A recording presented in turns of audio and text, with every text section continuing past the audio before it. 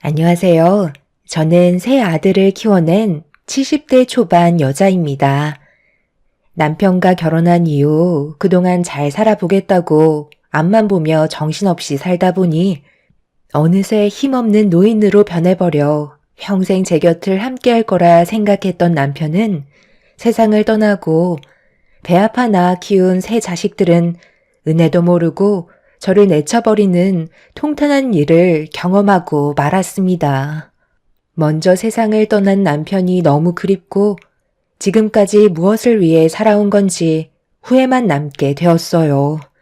힘들게 남편과 자식들 뒷바라지 해오며 이악 물고 버텨왔었는데 자식들은 키워준 부모에게 감사함보다는 더 많은 걸 바라고 있었고 결국 그 끝은 돌이킬 수 없는 결과까지 가져오는 비통한 사건이 눈앞에 펼쳐지고 말았습니다. 하루도 빠짐없이 운동을 즐겨하던 남편의 몸에 문제가 생겼다는 걸 알게 된 순간 병원을 찾았을 때는 이미 늦었다는 걸 알게 되면서 서둘러 병원에 입원을 할 수밖에 없었어요. 남편도 나이를 먹어가다 보니 아무리 근력 운동을 해도 살이 빠지는 건 어쩔 수 없다고 생각했었는데 알고 보니 대장암이었던 거죠. 이미 말기라는 진단이 내려졌을 때 눈앞이 캄캄할 정도로 앞이 안 보였었는데 남편은 이미 마음의 준비를 하고 있었는지 본인 몸을 걱정하기보다 저를 더 걱정해주고 있었어요. 먼저 떠나게 돼서 미안하다는 한마디를 꺼냈을 때 지금까지 함께 살아오면서 행복했던 기억들이 눈앞에 스쳐 지나가는 게 아닌 못해줬던 기억들만 떠올라 결국 참아왔던 눈물을 쏟아내고 말았습니다. 그리고 그 사이 자식들이 찾아왔죠. 아버지, 갑자기 이게 무슨 일이에요? 몸 관리에 엄청 신경 쓰시더니 대장암이 말이 되냐고요? 의사는 뭐라고 하는데요? 좋아질 수 있대요? 항암 치료를 받긴 하겠지만 아무래도 힘들 것 같다고 마음의 준비를 하라네. 최근 들어 살이 많이 빠지더니 안색도 안 좋아지고 혈변도 해서 병원을 찾았는데 몸에 이런 문제가 있을지 전혀 몰랐다. 웬만하면 너희들도 병원에 자주 와서 아버지랑 대화도 자주 하고 최대한 많은 시간을 보내줬으면 좋겠다. 이제 정말 얼마 안 남은 듯해. 저희도 생활이 있는데 어떻게 자주 와요? 오늘도 정말 힘들게 시간을 뺀 거라고요. 잠깐 온 것뿐이라 회사에 다시 가봐야 돼요. 제가 봤을 때 아직 정정하시구만. 병원에서 너무 겁부터 주는 거 아니에요? 일단 저는 얼굴 뵀으니 먼저 가볼게요. 끼니 거르지 마시고 잘 챙겨 드세요. 너는 지금 회사가 먼저니? 너희 아버지랑 함께 할 수 있는 시간이 얼마 남지도 않았는데 꼭 그런 식으로 행동해서 상처를 줘야만 속이 후련해? 너는 왜 이렇게 매사에 부정적이고 불만투성이야? 네가 지금까지 잘 살 수 있었던 게 누구 때문인데? 너희 아버지가 온몸이 부서져라 일을 해서 지금의 위치까지 올라갈 수 있었던 거 아니야? 너한테서 눈물 짜내는 건 바라지도 않지만 지금의 너를 있게 해준 너희 아버지인데 조금이라도 걱정하는 마음이 있어야 되는 거 아니니? 아버지가 지금까지 나한테 해준 게 뭐가 있는데요? 저 혼자서 알아서 큰 거지. 받은 기억은 전혀 없는데 무슨 말을 그렇게 하세요? 누가 보면 아버지가 모든 걸 저에게 다 쏟아부으신 것처럼 얘기하시는데 저는 좋은 기억보단 서운했던 기억들밖에 없어서 엄마가 원하는 말은 입 밖으로 나오지 않을 것 같아요. 지금 내 앞에서 못들 하는 거야. 그만하고 너는 바쁘다며? 그럼 서둘러서 회사로 가봐라. 당신도 너무 열내지 말고 그러다 혈압 오르면 어쩌려고 그래? 평소에는 찍소리도 못하던 놈이 이제 와서 저러는 거 보니 열불 터져서 그래. 너 혼자서 알아서 컸다고? 그동안 먹여주고 채워주고 대학 등록금에 취업했다고 차만 뽑아줬어? 결혼한다고 해서 그 비용 전부 대주고 신혼집까지 마련해 줬더니 너 지금 한다는 말이 해준 게 뭐가 있냐고? 그동안 남편이 쉬지 않고 힘들게 벌어모은 돈으로 둘째 아들뿐만 아니라 첫째, 셋째까지 전부 뒷바라지 해줬는데 받을 때는 넙죽 엎드리던 놈이 저희 남편 세상 떠날 날이 되니 그제서야 본색을 드러내는 아들한테 받은 상처가 저를 너무 화가 나게 만들었어요. 그래서 흥분을 가라앉히지 못한 채 병실에서 난리를 치고 말았죠. 둘째 아들이 싫은 소리 듣고 싶지 않다며 병실 밖을 빠져나간 뒤에야 모든 상황이 진정되었습니다. 첫째와 막내 아들은 제 눈치를 보며 최대한 조심스럽게 행동을 했지만 너무 큰 충격을 받아서인지 남편과 단둘이 조용히 있고 싶어 자식들을 돌려보냈어요. 남편도 그제서야 힘든 몸을 눕히며 놀란 가슴 진정시키고 있는데 본인이 과거에 아이들한테 너무 못해준 것 같다며 씁쓸한 표정으로 저를 바라보고 있었죠. 둘째 아들이 원래 첫째와 막내보다 욕심이 상당히 많아서 모든 자기가 전부 다 가지려 하길래 남편이 몇 번 안 좋은 말을 했었는데 그걸 기분 나쁘게 생각하고 있었는지 마음속에 오래 간직하고 있었던 것 같았습니다. 10손가락 깨물어 안 아픈 손가락 없다고 셋을 키우면서 공평하게 나눠주는 건 상당히 어려운 문제였고 항상 아낌없이 준다고 생각했는데 자식들의 욕심은 한도 끝도 없었죠. 결국 둘째는 남편이 세상을 떠날 때까지 첫날 병문안 온 이후 단 한 번도 찾아와 준 적이 없었습니다. 아무리 그래도 자식된 도리로 자기를 이 세상에 있게 해준 아버지의 장례식장에는 와야 하는데 끝까지 오려 하지 않자 너무 화가 난 저는 둘째 며느리한테 전화를 걸었어요. 곧바로 받은 둘째 며느리는 얼마나 심각한 상황인지 제대로 파악을 못하고 있는 듯 밝은 목소리로 전화를 받았습니다. 어머님, 무슨 일 때문에 전화하셨어요? 아, 제가 지금 모임에 나와서 전화 통화를 오래 못 하거든요. 용건만 간단히 해주셨으면 좋겠어요. 너 지금 어떤 상황인지 모르고 있는 거냐? 너희 시아버지가 세상을 떠나서 장례를 치르고 있는데 코빼기도 안 비치고 지금 모임에 나가 웃고 떠들고 있는 거야? 아, 아버님 세상 떠나신 거 진작 알고 있었죠. 그런데 오늘 정말 중요한 모임이라서요. 제가 빠지면 안 되거든요. 저희 말고도 형님네도 있고 동서네도 있잖아요. 그리고 오늘만 날도 아닌데 너무 열내지 마세요. 그이가 첫날에는 굳이 참석 안 해도 된다고 하던데요. 지금 저 다른 곳으로 이동을 해야 돼서 나중에 전화 주시겠어요?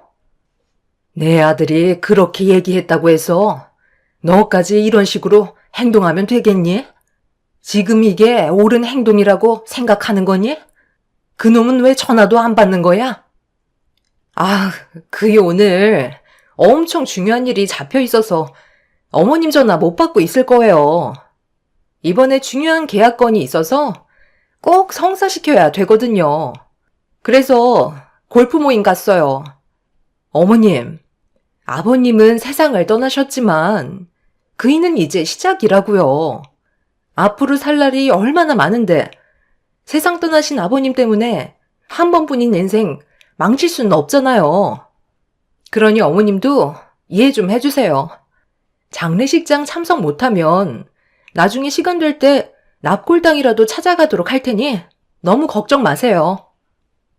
끼리끼리 만난다고 장례식장에 오지 않는 것도 화가 나는데 며느리는 제 속을 더 긁고 있었습니다. 너무 화가 났던 저는 장례가 끝나면 며느리의 머리채라도 잡아야겠다고 생각했어요. 너무 분노가 치밀어서 그런지 뒷골이 당길 정도였고 둘째 아들 내외는 결국 장례식장을 찾아오지 않았습니다. 첫째와 막내 내외는 저보고 참으라고 했었지만 그냥 넘어갈 수는 없었기에 저녁에 둘째 내외의 집을 찾아갔습니다. 제가 초인종을 쉬지 않고 누르자 그제서야 아들은 문을 열어 주었어요. 어머니, 여긴 어쩐 일이세요? 저희 지금 약속이 있어서 나가봐야 하는데, 연락 정도는 주실 수 있으시잖아요. 시간 없으니 들어오지 마시고, 여기서 얘기하세요. 제가 장례식장 못 갔다고 여기까지 오신 거예요? 여기까지 찾아올 시간에 앞으로 어떻게 살아가실지부터 걱정하셔야죠. 너희 아버지가 너를 얼마나 아끼고 사랑했는데 자식된 도리로 장례식장은 와야 하는 거 아니니? 어떻게 얼굴 한번 안 비칠 수가 있는 거야? 너희 아버지가 뭘 그렇게 잘못했는데 해달라는 건 다 해줬는데도 너는 항상 불만이었잖아. 세 아들 중에서 네가 제일 많이 가져갔으면 감사하게 생각해야지. 이런 식으로 불효를 남겨? 너희 아버지가 마지막까지 세상 떠나실 때 너만 걱정하고 떠나셨다. 조금의 죄책감도 없는 거냐? 며느리 너도 숨어있지 말고 당장 나와라. 어머님 오셨어요? 저희 지금 나가봐야 하는데 나중에 다시 얘기하면 안 될까요? 어머님 너무 흥분하신 것 같아요. 오늘 중요한 약속이라 기분 망치면 안 되거든요. 표정 관리 잘해야 되는데 어머님 여기서 이러시면 오늘 약속 망칠 수도 있다고요. 그러니 서운한 게 있으셔도 오늘은 적당히 하시고 살펴 들어가세요. 차라리 그냥 장례식장 갈 걸 그랬어. 잠깐 얼굴이라도 비쳤으면 쓸데없이 잔소리는 안 들을 거 아니야? 귀찮게 여기까지 찾아오셨대? 내 아들이 서운한 게 있었더라도 네가 잘 설득해서 데리고 왔어야지. 똑같이 행동하면 되겠니? 내일 당장 납골당에 찾아갈 거니까 너희들도 따라 나서라. 주말인데 잠깐 시간 낼 수 있는 거잖아. 표정들이 왜 그래? 그것도 싫은 거냐? 내가 정말 난리치는 꼴을 봐야 되겠어? 오늘 중요한 약속 있다고 하지 않았나? 알았어요, 알았어. 가면 되잖아요. 그럼 내일 다시 연락 주세요. 그리고 다음번엔 연락 없이 찾아오시면 만나드리지 않을 거예요. 그럼 이제 볼일 끝난 거죠? 아들 내외는 저를 밀친 뒤 엘리베이터를 타고 먼저 내려가 버렸어요. 마음 같아선 당장이라도 난리를 치고 싶었지만 다음날 납골당에 같이 가겠다는 말에 한 번 더 참고 넘어가기로 했었습니다.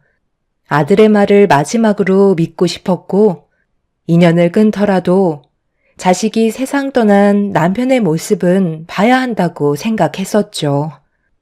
그렇게 다음날 납골당에 갈 준비를 하고 둘째 아들한테 전화를 했는데 전화기가 꺼져 있더라고요. 며느리 또한 마찬가지로 핸드폰의 전원은 꺼져 있는 상태였습니다. 마지막까지 기회를 줬는데 아들은 끝내 저와의 약속을 깨버렸고 도저히 용서를 할 수 없었던 저는 다시 둘째 아들 집에 찾아가 초인종을 누르며 문을 두드렸어요.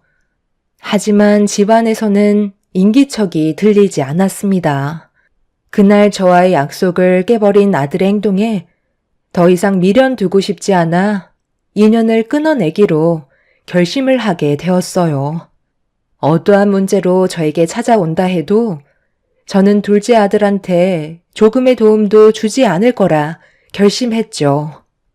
그렇게 둘째 아들과 인연을 끊어내고 살아가던 어느 날 첫째 아들과 막내 아들이 저희 집에 찾아왔어요. 얼굴 표정이 상당히 좋지 않길래 무언가 부탁을 하려고 온 것 같다는 느낌을 받았었는데 예상했던 대로 첫째 아들이 먼저 입을 열어 도와달라는 말을 꺼내었죠. 무슨 안 좋은 일이 생겼냐고 물어보자 첫째 아들이 눈물부터 흘렸습니다. 어머니도 알고 계시죠? 저희 둘이 같이 사업을 하고 있잖아요.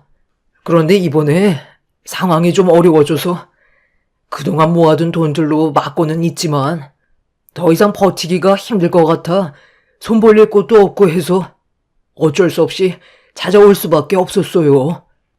어머니가 도와주신다면 그래도 숨통은 찰 것 같은데 부탁 좀 드리면 안 될까요? 엄마도 저희 회사 사정 모르시는 거 아니잖아요. 이번만큼은 피할 수 없을 것 같아요. 너무 큰 타격이라 지금 위기를 넘기지 못하면 저희 둘뿐만 아니라 상당히 많은 직원들이 거리로 내몰리고 말아요. 아버지께서 남기고 가신 재산을 저희한테 전부 주시면 사업이 다시 안정화되면 그때 다시 돌려드리도록 할게요. 어머, 그렇게는 안 되죠. 저희한테 돈을 빌리려 하시길래 뭔가 느낌이 안 좋았는데 어머님 집에까지 찾아오실 줄은 정말 몰랐네. 어머님, 도와주지 마세요. 아주버님이랑 서방님이 지금 아버님 재산 탐내고 있는 거라고요. 그 많은 재산 홀라당 넘겨주시면 저희한테 돌아오는 건 아무것도 없는 거잖아요. 절대 안 돼요. 너는 또 여기는 어쩐 일이냐? 감히 여기가 어디라고 오는 거야? 꼴도 보기 싫으니 당장 나가라. 내가 왜 너한테 그런 말을 들어야 하는 거니? 아버지가 옆에 없으니까 그새 달라붙어서 재산을 탐내려 하는 거야? 제가 아무리 개차반같이 행동을 했어도 재산 문제는 별개이니 무조건 똑같이 분배해야 된다고 생각해요. 돈 문제만큼은 내가 빠질 수 없지. 절대 도와주지 마세요. 아버지 재산 전부 다 준다고 해서 나중에 엄마한테 돌아가는 게 있을 것 같아요? 형, 정말 너무한 거 아니야? 아버지 재산 문제는 서로 상의를 해야 되는 거지. 단독적으로 행동을 해서는 안 되는 거라고. 내가 형이 원하는 대로 재산을 가져가게 놔둘 것 같아? 엄마, 재산 문제는 확실하게 해주세요. 저도 자식이기 때문에 당연한 권리를 요구할 수 있는 거라고요. 너희 아버지 장례식장에도 오지 않았으면서 네가 재산을 가질 자격이 어디 있다는 거야? 우리 집안 중에 제일 잘 먹고 잘 사는 놈이 돈 냄새 하나는 기가 막히게 알아채선 허락도 없이 감히 내 집에 들어와? 이참에 잘 됐다. 너희 아버지가 남긴 재산 첫째랑 막내가 운영하는 사업에 전부 투자하기로 결정했다. 둘째 아들 내외는 말도 안 된다며 난리를 쳤지만 저는 이미 귀를 닫아버렸고 둘째 아들이 그동안 보여줬던 행실들에 대한 대가라고 생각했었습니다. 첫째와 막내 아들은 자기 아버지가 세상을 떠날 때까지 최선을 다해 옆자리를 지켜줬었는데 그래서 더욱 남편의 재산을 받을 자격이 있다고 판단하게 되었죠. 상당히 많은 자금을 필요로 해서 남편이 그동안 평생 벌어모았던 재산들 전부 다 털어 첫째와 막내 아들 회사에 지원을 하게 되었습니다. 둘째 아들 내외는 제 결정에 한바탕 난리를 친 뒤 제가 세상을 떠나도 장례식장에 발도 들이지 않겠다며 그렇게 인연을 끊고 말았습니다. 첫째 아들은 사업이 다시 제자리를 잡아 안정권에 들어선다면 저에게 받았던 만큼 베풀어 주겠다고 제 손을 잡아 주었어요. 어느 정도 상황이 정리가 된 이후 저는 그동안 하지 못했던 남편의 물건들을 정리하며 시간을 보내고 있었어요. 저 혼자 살기에는 관리가 힘들 것 같아 다른 집으로 이사를 할 예정이었죠. 그렇게 하나둘 물건을 정리하고 있는데 남편의 서재 책상 밑에 못 보던 상자 하나가 있길래 주워들어 안에 있던 내용물을 확인하려는 순간 어디서 탄 냄새가 코끝을 찌르길래 상자를 들고 거실로 나왔는데 주방에서 화재가 나고 있었어요. 가스레인지에 화재가 날 만한 걸 올려둔 것도 아니었는데 저 혼자서 화재를 진압하기에는 역부족이었고 어떻게 해야 할지 몰라 급한 마음에 119에 신고를 해서 도와달라는 요청을 할 수밖에 없었죠. 불이 더 크게 번지기 전에 화재를 조금이라도 늦춰보려고 화장실로 달려가 물을 한 바가지 떠서 뿌려 보았지만 이미 천장까지 타고 올라가 버린 화재는 저 혼자서 처리하기에는 역부족이었습니다. 최대한 빨리 밖으로 탈출을 해야 하는데 집안에 있던 물건들과 남편과 함께 있던 추억들이 한순간에 사라질 걸 생각하니 너무 마음이 아파 발이 떨어지지 않고 있었어요. 순식간에 차오른 연기는 제 시야를 가로막았고 당황해서 아무것도 하지 못한 채 발만 동동 구르다가 결국 제가 들고 있던 상자 하나만 들고 집 밖으로 나가려고 현관문을 열렸는데 문이 열리지가 않더라고요. 화재가 현관에까지는 번지지 않았기 때문에 문을 열면 바로 열릴 줄 알았는데 무슨 이유 때문인지 아무리 잡고 돌려도 문은 굳게 닫혀 있었습니다. 이미 거실 천장까지 화재로 뒤덮인 상태에서 현관문도 열리지 않자 저는 2층 계단으로 급하게 올라가 옥상으로 탈출을 했어요. 건물 안에서는 물건들이 폭발하는 소리가 들렸고 열기가 바닥에서 올라오는 게 느껴지고 있었습니다. 잠깐 숨을 돌리는 사이 119가 도착해 화재 진압에 힘을 써줬지만 이미 집안은 전부 다 타고 재로 변해버린 상태였어요. 저는 어느 정도 연기를 마신 상태라 병원에서 치료를 받아야 했고 제가 입원을 했다는 소식에 자식들이 병실 문을 열며 사색이 된 얼굴로 제 몸을 살피기 시작했어요. 다행히 큰 문제는 없어서 그날 바로 퇴원을 할 수는 있었지만 갈 곳이 없다는 게 문제였죠. 그런데 여기에서 예상치 못한 전개로 흘러갔고 저는 자식들의 행동에 눈물을 흘리고 말았습니다. 어머니, 크게 다친 곳은 없는 거예요? 아유, 갑자기 이게 무슨 일이에요? 제가 물어보니까 화재가 난 발화 지점이 주방이라고 하던데 뭘 하셨길래 불이 나고 있는지도 모르고 계셨어요. 하마터면 정말 큰일 날 뻔했다고요. 집이 전부 다 타버렸다면서요. 그럼 아예 허물고 땅만 팔든지 해야 되겠어요. 당장 지낼 곳은 있으세요? 나도 왜 불이 났는지 이해를 할 수가 없다. 주방에서 딱히 뭘 한 것도 없는데 타는 냄새가 나서 나와보니 주방에서 이미 불이 나고 있었어. 집이 그렇게 됐으니 전부 다 헐고 땅만 처분하던지 해야 되겠지. 그런데 거처가 없어져서 지금 당장 갈 곳이 없는데 너희들한테 신세 좀 줘도 괜찮겠니? 상황이 마무리되는 대로 나 혼자 살 곳 마련해서 나갈 테니 그때까지만 너희들한테 신세 좀 져야 할 것 같다. 엄마도 지금 너무 놀란 나머지 도움이 좀 필요할 것 같거든. 저희 집에요? 잠깐만요. 그건 좀 힘들 것 같아요. 어머니도 잘 아시잖아요. 저희도 애들이 많아서 어머니가 마음 편히 쉴 곳이 없어요. 방도 없고요. 나도 형이랑 같은 상황이잖아. 우리도 남는 방이 없어서 엄마가 편하게 지내실 수 있는 공간은 마련해드리지 못할 것 같은데. 차라리 그냥 숙소 같은 데서 잠깐 지내시던지 집 근처 원룸 하나 잡으시는 게 좋지 않을까요? 화재가 난 집 철거하고 땅을 파실 때까지 저희 집에서 지내는 건 무리가 좀 있을 것 같아요. 소식 듣고 왔어요. 어쩌다가 화재까지 났어요? 혼자 계시니까 쓸데없는 생각을 너무 많이 하셔서 주방에서 불이 나고 있는 것도 알아차리지 못하고 있었다면서요? 설마 엄마 치매 있으신 거 아니에요? 그러지 않고서야 어떻게 집에 화재가 난 걸 모르고 계신 거죠? 그래도 상태는 멀쩡해 보이니 저는 이만 돌아가 보도록 할게요. 딱히 지내실 곳도 없으실 텐데 창고 옆에 컨테이너 있잖아요. 거기에 생활할 수 있는 용품들 구비되어 있으니 크게 걱정할 필요는 없을 것 같네.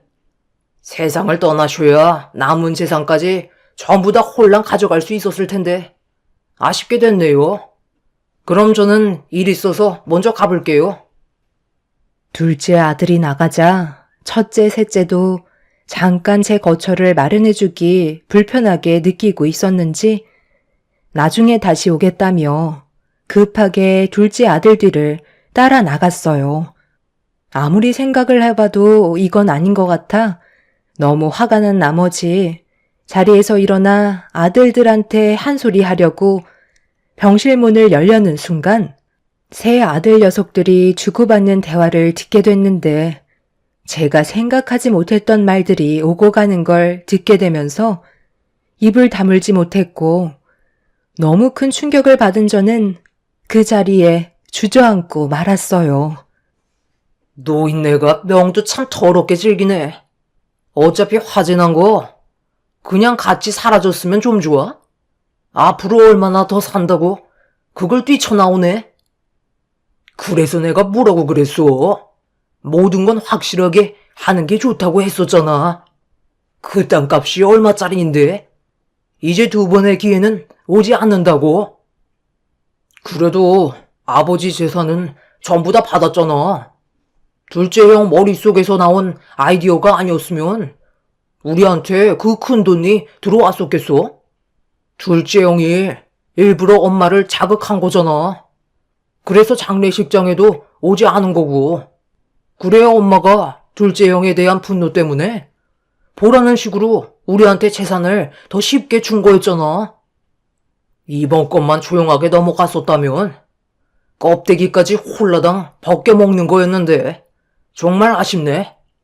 그렇게 많은 돈을 맨날 숨겨놓고 꺼내려 하지 않는 아버지 때문에 우리가 그동안 얼마나 힘들었어?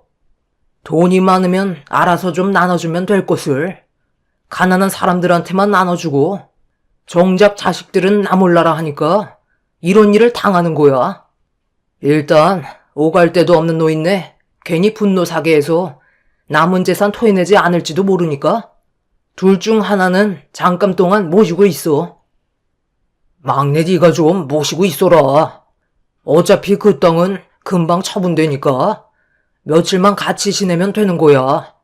이번 것만 끝내면 더는 볼 일 없으니까 네가 좀 희생해라. 그렇게 여기까지 와서 파투낼 생각은 아니지? 불편해도 조금만 참고 신경 써주는 척 연기만 잘하면 되는 거야. 괜히 일 크게 만들지 말자고. 아유, 왜 하필 나야? 형들은 꼭 하기 싫은 일들은 나를 시키더라. 항상 보면 뒤처리는 내가 전부 다 했었다고. 이번에 들어오는 재산은 내 비중이 컸으면 좋겠어. 세 아들 녀석들은 처음부터 남편의 재산을 탐하기 위해 미리 계획을 짜고 있던 거였어요. 그런 사실을 모르고 있던 저는 둘째 아들에게 보라는 식으로 첫째와 막내에게 도움을 줬던 거였죠. 거기에다가 화재 또한 저한테 남아있는 마지막 재산까지 가져가려고 계획을 해서 행동까지 옮긴 거였습니다. 둘째 아들이 화재를 냈다는 거에 너무 큰 충격을 받았지만 첫째와 막내도 둘째와 손을 잡았다는 게 너무 큰 아픔으로 찾아오고 말았죠. 결국 저는 그날 이후 제 뱃속에서 나온 세 아들들을 용서해 줄 수 없었고 화재가 난 집 옆에 있던 컨테이너에서 생활하며 앞으로 어떻게 그놈들을 정리해야 할지 계획을 세우기 시작했습니다. 건물 전체가 순식간에 화재가 나서 CCTV도 무용지물이었고 둘째가 계획한 이 모든 것들을 밝혀내기 위해 화재가 났을 당시 조사를 했던 형사님을 다시 만나 제기로 들었던 내용들에 대해 전부 알려주었습니다.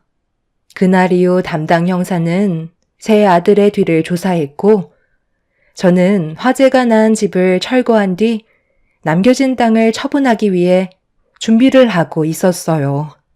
세 아들들은 제가 걱정도 되지 않는지 컨테이너에서 생활하고 있는 저를 보러 단 한 번도 찾아와 주지 않았습니다. 그동안 무엇을 위해 남편과 발버둥 치며 살아왔는지 모르겠더라고요. 자식들의 행복을 위해 정말 앞만 보며 열심히 뛰어왔는데 정작 제가 얻는 건 아무것도 없었다는 게 너무 허무했고 지금까지 살아온 세월에 대한 후회만 남아버렸다는 거에 결국 오열을 하고 말았습니다.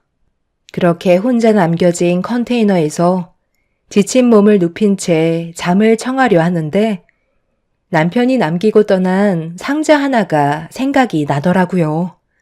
화재가 났을 때 서재에서 들고 온 상자 안에 뭐가 들었는지 확인해 보기 위해 힘든 몸을 일으켜 상자를 열어보는 순간 그 안에서 이상한 물건들이 몇 개 있었고 하나하나 살펴보는데 작은 다이어리 같은 회고록이 있었어요. 그리고 안의 내용을 살펴보는 순간 입을 다물지 못했습니다. 남편은 그동안 세 자식들이 무엇을 하고 있었는지에 대해 모든 걸 다 파악하고 있었고 그거에 따른 증거물들을 전부 다 가지고 있는 상태로 모른 척하며 생활하고 있었어요. 둘째 아들이 자신에게 해선 안 될 잘못을 가하려 했다는 내용들부터 첫째와 막내 또한 남편이 가진 재산을 지속적으로 탐하려고 여러 가지 계획을 세웠지만 그 세 아들에게 감시를 붙인 남편은 아들들의 계획들에 모두 방어를 하며 위기에서 몇 번이나 벗어난 걸 알 수 있었습니다. 상자 안에서는 세 아들이 모여 의논한 범죄 계획과 그리고 남편이 평소에 건강을 생각해서 챙겨 먹고 있던 약을 다른 걸로 바꿔치기 했다는 거에 대한 여러 가지 증거물들을 확보해 놓고 있었죠. 그래서 남편은 어느 순간부터 세 아들들에게 도움을 주기보다 생활이 어려운 사람들에게 눈을 돌려 지속적인 도움을 베풀어 주었던 거고 남편의 재산이 점점 사라져가자 세 아들들은 더욱더 치밀하게 접근해서 남편의 재산을 탐하려 했는데 그동안 온갖 스트레스를 받아서 그런 건지 대장암으로 세상을 떠나게 되었던 거죠. 남편은 세 아들들을 키우며 지난 세월에 대해 후회를 하는 것보다 본인이 아비로서 많이 부족해 아들들이 안 좋은 방향으로 흘러간 것 같다고 후회하는 글들이 적혀 있었어요. 남편이 하지 못한 일들을 제가 직접 하기 위해 상자에 있던 증거물들을 형사분께 넘겨주게 되면서 세 아들들에 대한 처벌이 시작되었습니다. 몇 년간의 기록들은 세 아들을 궁지로 몰아세웠고 결국 재판에서 처벌을 면하지 못하는 상태가 되었죠. 저에게까지 잘못을 가하려 했다는 거에 상당히 무거운 중범죄로 처벌이 내려져 모든 계획의 중심이 되었던 둘째 아들은 징역 7년이 선고되었고 첫째와 막내는 징역 5년으로 감옥에서 자신의 잘못에 대해 벌을 받아야만 했어요. 왜 이렇게까지 해야 했는지 듣고 싶어 둘째 아들과의 면회를 신청해 얼굴을 대면하게 되었죠. 둘째 아들의 얼굴에는 분노가 가득했어요.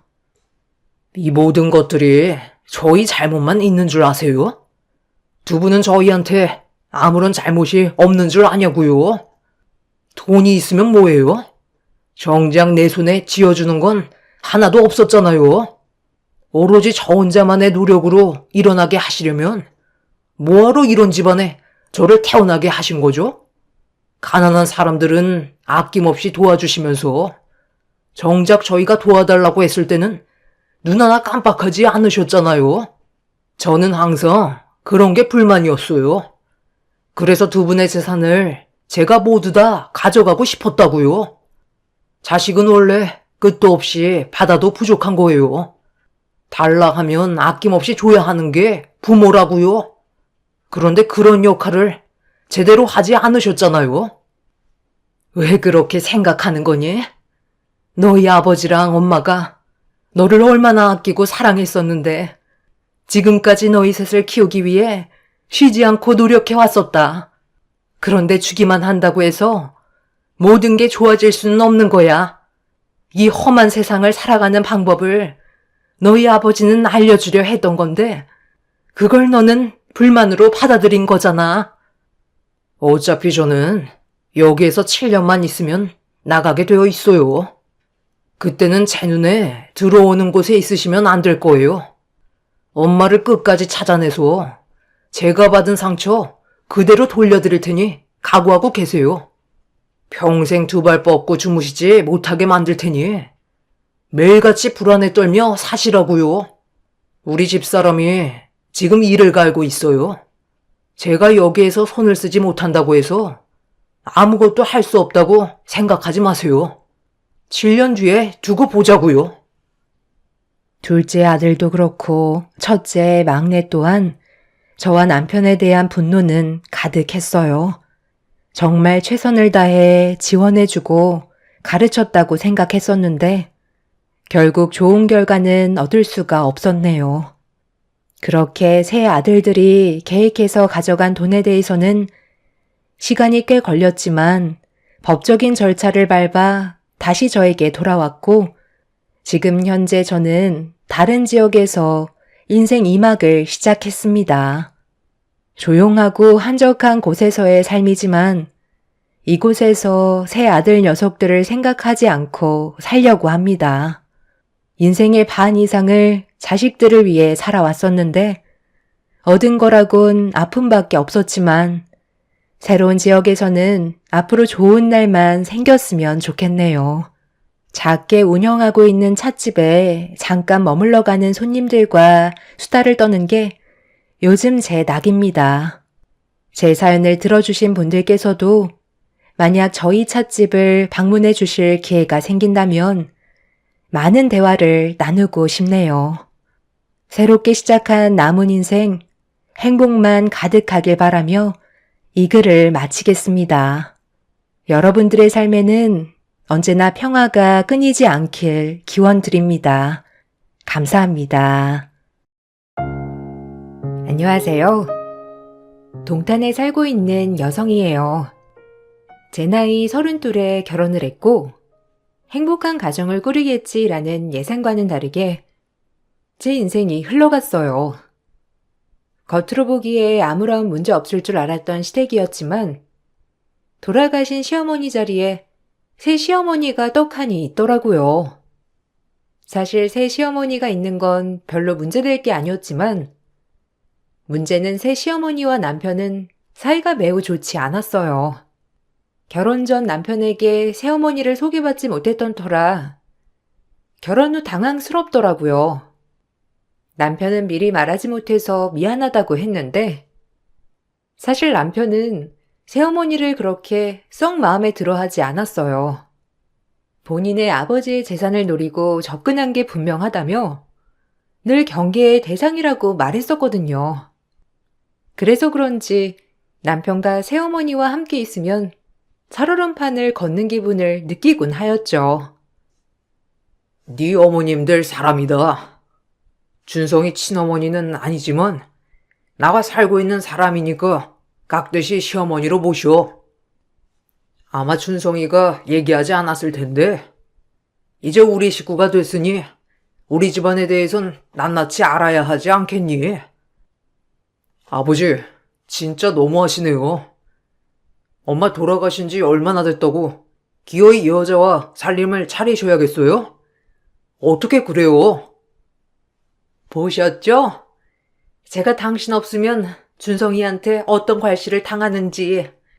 그래도 내가 지혜비랑 살려고 하는 여자인데 어쩜 버릇없게 저러는지. 너 이 녀석, 말버릇이 그게 뭐야? 그래도 네 새어머니인데 앞으로 예의 차리고 대접해. 나랑 사는 여자니까. 아버진 진짜 아무것도 몰라요. 어떻게 저런 여자한테 어머니라고 부르죠? 진짜 수정이 보기 부끄럽네요. 저 여자 제대로 된 각오도 모르면서 아버지는 어떻게 아무 여자하고나 그렇게 살려고 하시는 거예요? 진짜 최악이네요. 제가 어디 서러워서 살겠나요? 그냥 당신을 사랑한 것뿐인데 이렇게 모욕을 당하고 괄시를 당해야 하다니 서러워서 못 살겠어요. 내가 준성이 따끔하게 가르칠 테니까 너무 슬퍼하지 마요. 너 다시 한 번만 이따위로 하면 가만 안 둘 줄 알아. 그 모습을 보고 있자니 너무 당황스러웠는데 남편은 절대 본인의 어머니로 인정할 수 없다며 길길이 날뛰었지만 워낙에 가부장적인 아버님이셨기에 남편 또한 어쩔 수 없었습니다. 하지만 진짜 시어머니도 아닌 새 시어머니는 저에게 시어머니 노릇을 톡톡히 했어요. 이런 게 시집살이인가 싶을 정도로 하나부터 열까지 정말 숨이 막히게 저를 가만 놔두질 않으시더라고요. 처음엔 남편이 싫어하니 나라도 잘하자 싶었지만 아주 못된 시어머니 역할을 하시려고 하는 어머님 때문에 고단하였어요. 내가 아무리 두 번째 시어머니라고 하지만 너 나한테 잘해야 한다. 지금 네 시아버지랑 나랑 살고 있잖니. 아무리 준성이가 날 무시한다 하더라도 너까지 그러면 안 돼. 너 우리 남편이 얼마나 많은 재산을 가지고 있는지 알지? 준성이도 내 꼴 보기 싫은데 왜 아버지한테 대적하지 못하겠어? 이게 다 돈 때문인 거야. 그러니까 너도 분위기 파악 잘하고 나한테 잘해. 막말로 내 한마디면 준성이도 나가리 되는 건 한순간이야. 그 정도로 너네 시아버지가 나를 얼마나 아끼시는데. 명심해라. 저야 뭐 아버님이 그러시라고 하면 그러는 거죠. 제가 힘이 있나요? 저 역시 집에 분란 만드는 거 딱 싫어하는 스타일이에요. 그래? 너와는 말이 좀 통하는구나. 아, 그리고 내가 패션에 무척이나 관심이 많거든. 너 신혼여행 갔다 오는 날 집에 인사하러 왔을 때 그때 베고 온 스카프 있지? 그것 좀 가져와. 내가 내일 여고 동창 모임을 가는데 그걸 하고 가야 할 것 같아서. 시어머니한테 이 정도는 해줄 수 있는 거잖아. 따지고 보면 그 값고 얼마나 한다고. 설마 치사하게 싫다고 하는 거 아니겠지? 아, 그 가방이랑 같이 가져와 봐. 스카프랑 가방이랑 아주 세트로 어울리더구나. 나같이 엘레강스한 여자한테도 딱일 것 같아. 사실 시어머니든 아니든 저한테 중요한 부분은 아니었습니다. 어차피 시아버지와 살고 있는 분위기도 했고 저 역시 저에게 피해만 끼치지 않는다면 굳이 나쁘게 대할 필요는 없었죠. 가뜩이나 당황스러운데 분란을 만들고 싶지 않았거든요. 하지만 시어머니는 제가 하고 온 모든 것들을 다 샘내하며 본인이 가지기를 원하셨고 그럴 때마다 정말 난감했어요. 매번 안 된다고 거절할 수도 없는 노릇이었고 그렇다고 매번 시어머니의 비율을 맞추기란 힘들다고 생각이 들었어요. 아, 그 스카프요? 제 생일에 친구들이 선물해 준 거라서 좀 그런데. 혹시 괜찮으시면 제가 하나 사다 드릴게요. 너 날 그지 취급해? 너도 지금 내가 첩이라고 무시하는 거야? 아니 그거 좀 시어머니가 달라고 하는데 그걸 거절해? 아니요, 오해세요. 거절이 아니라 차라리 하나 사다 드린다고 한 건데. 왜 그렇게 받아들이시는 거예요? 언짢게 생각 마세요. 그게 그거지. 싫다는 거 우회적으로 돌린 거 아니야? 내가 준성이 진짜 엄마였어도 그랬을 거냐? 아주 영악하네. 준성이가 날 무시한다고 너까지 게 날 무시해? 난 네 시아버지랑 살고 있는 여자야. 네 시아버지 내 말 한마디면 준성이고 뭐고 다 손절하실 분이라고. 알겠니? 정신 똑바로 차리고 나한테 어떻게 해야 하는지 잘 파악해봐야 할 거다. 내가 그런 건 못 참거든. 그때부터 제가 시어머니를 생각하는 마음은 완전히 바뀌었습니다. 그냥 잘 지내보자라는 마음에서 경계 대상으로 바뀌었거든요. 하지만 시어머니가 더 저를 마음대로 부르신 데에는 이유가 있더라고요. 나이가 50이 다 되어서 아버님 아이를 임신했던 것이었어요. 남편과 전 경악스러웠고 아버님도 난감해하긴 마찬가지였지만 그래도 본인의 핏줄이니 허허 되더라고요. 아버지의 아이를 임신하고 나니 저에게 더욱 시어머니 행세를 하는 모습을 보니 앞으로의 앞날이 그려지는 것 같았어요. 제가 아주 떡두꺼비 같은 아이를 낳아드릴 테니 여보 걱정 마세요. 그래도 이렇게 몸만 부대끼고 사는 것보다 저희 사이에 아이가 있다면 저희가 더 돈독해지지 않겠어요? 나중에 준성이가 절 어떻게 대할지 뻔히 아는데 저도 제 편 하나 듬직하니 낳아야죠. 그러니까 나이는 많고 노산이지만 어떻게 해서든지 건강하게 출산할게요, 여보. 너무 고민하지 마세요. 아니, 그래도 당신 나이도 있고 사실 아이들 보기도 부끄럽잖소. 한두 살 먹은 애도 아니고 또 준성이 저도 있는데.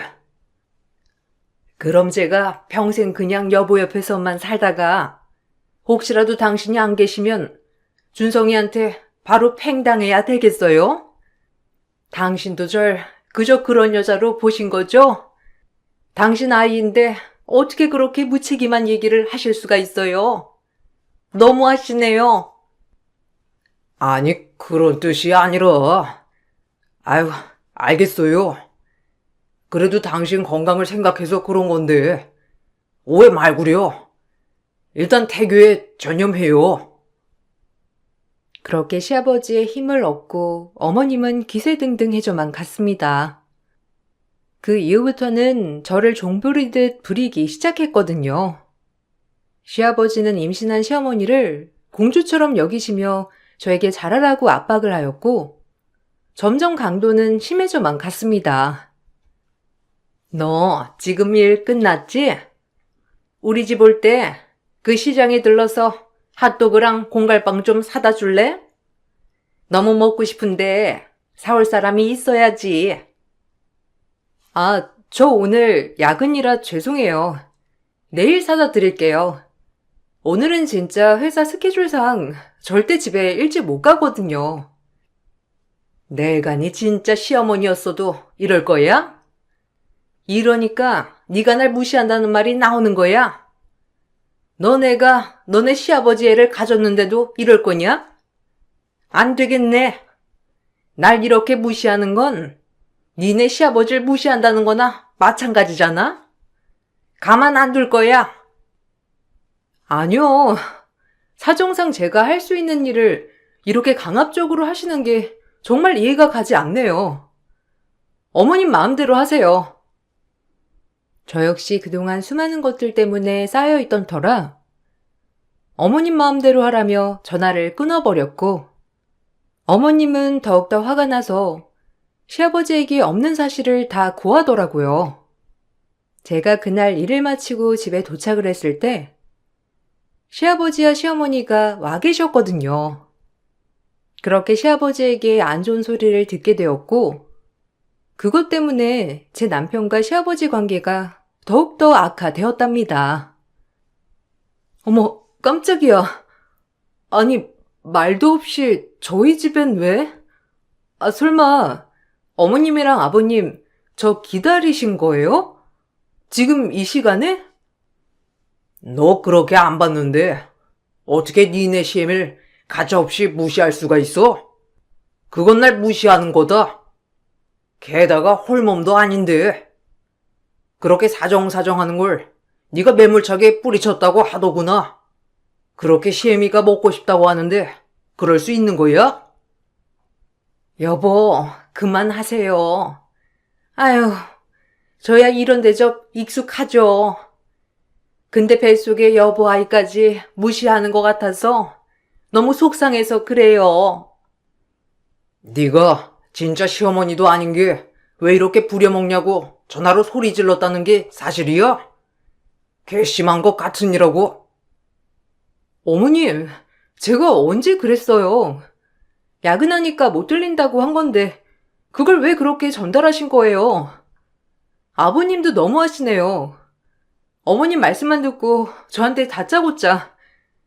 저 역시 너무 당황스러운 건 마찬가지예요. 어머님, 말씀 좀 해보세요. 제가 언제 그랬어요? 아, 진짜 그만들 좀 하세요. 아버지 당장 저 여자 데리고 나가요. 저 여자 미신한 건 한 건데 왜 우리한테 이러냐고요? 아이고, 이보세요. 당신 있는데도 이렇게 눈 땡그랗게 뜨고 그러는데 저랑 둘이 있으면 어쩌겠어요?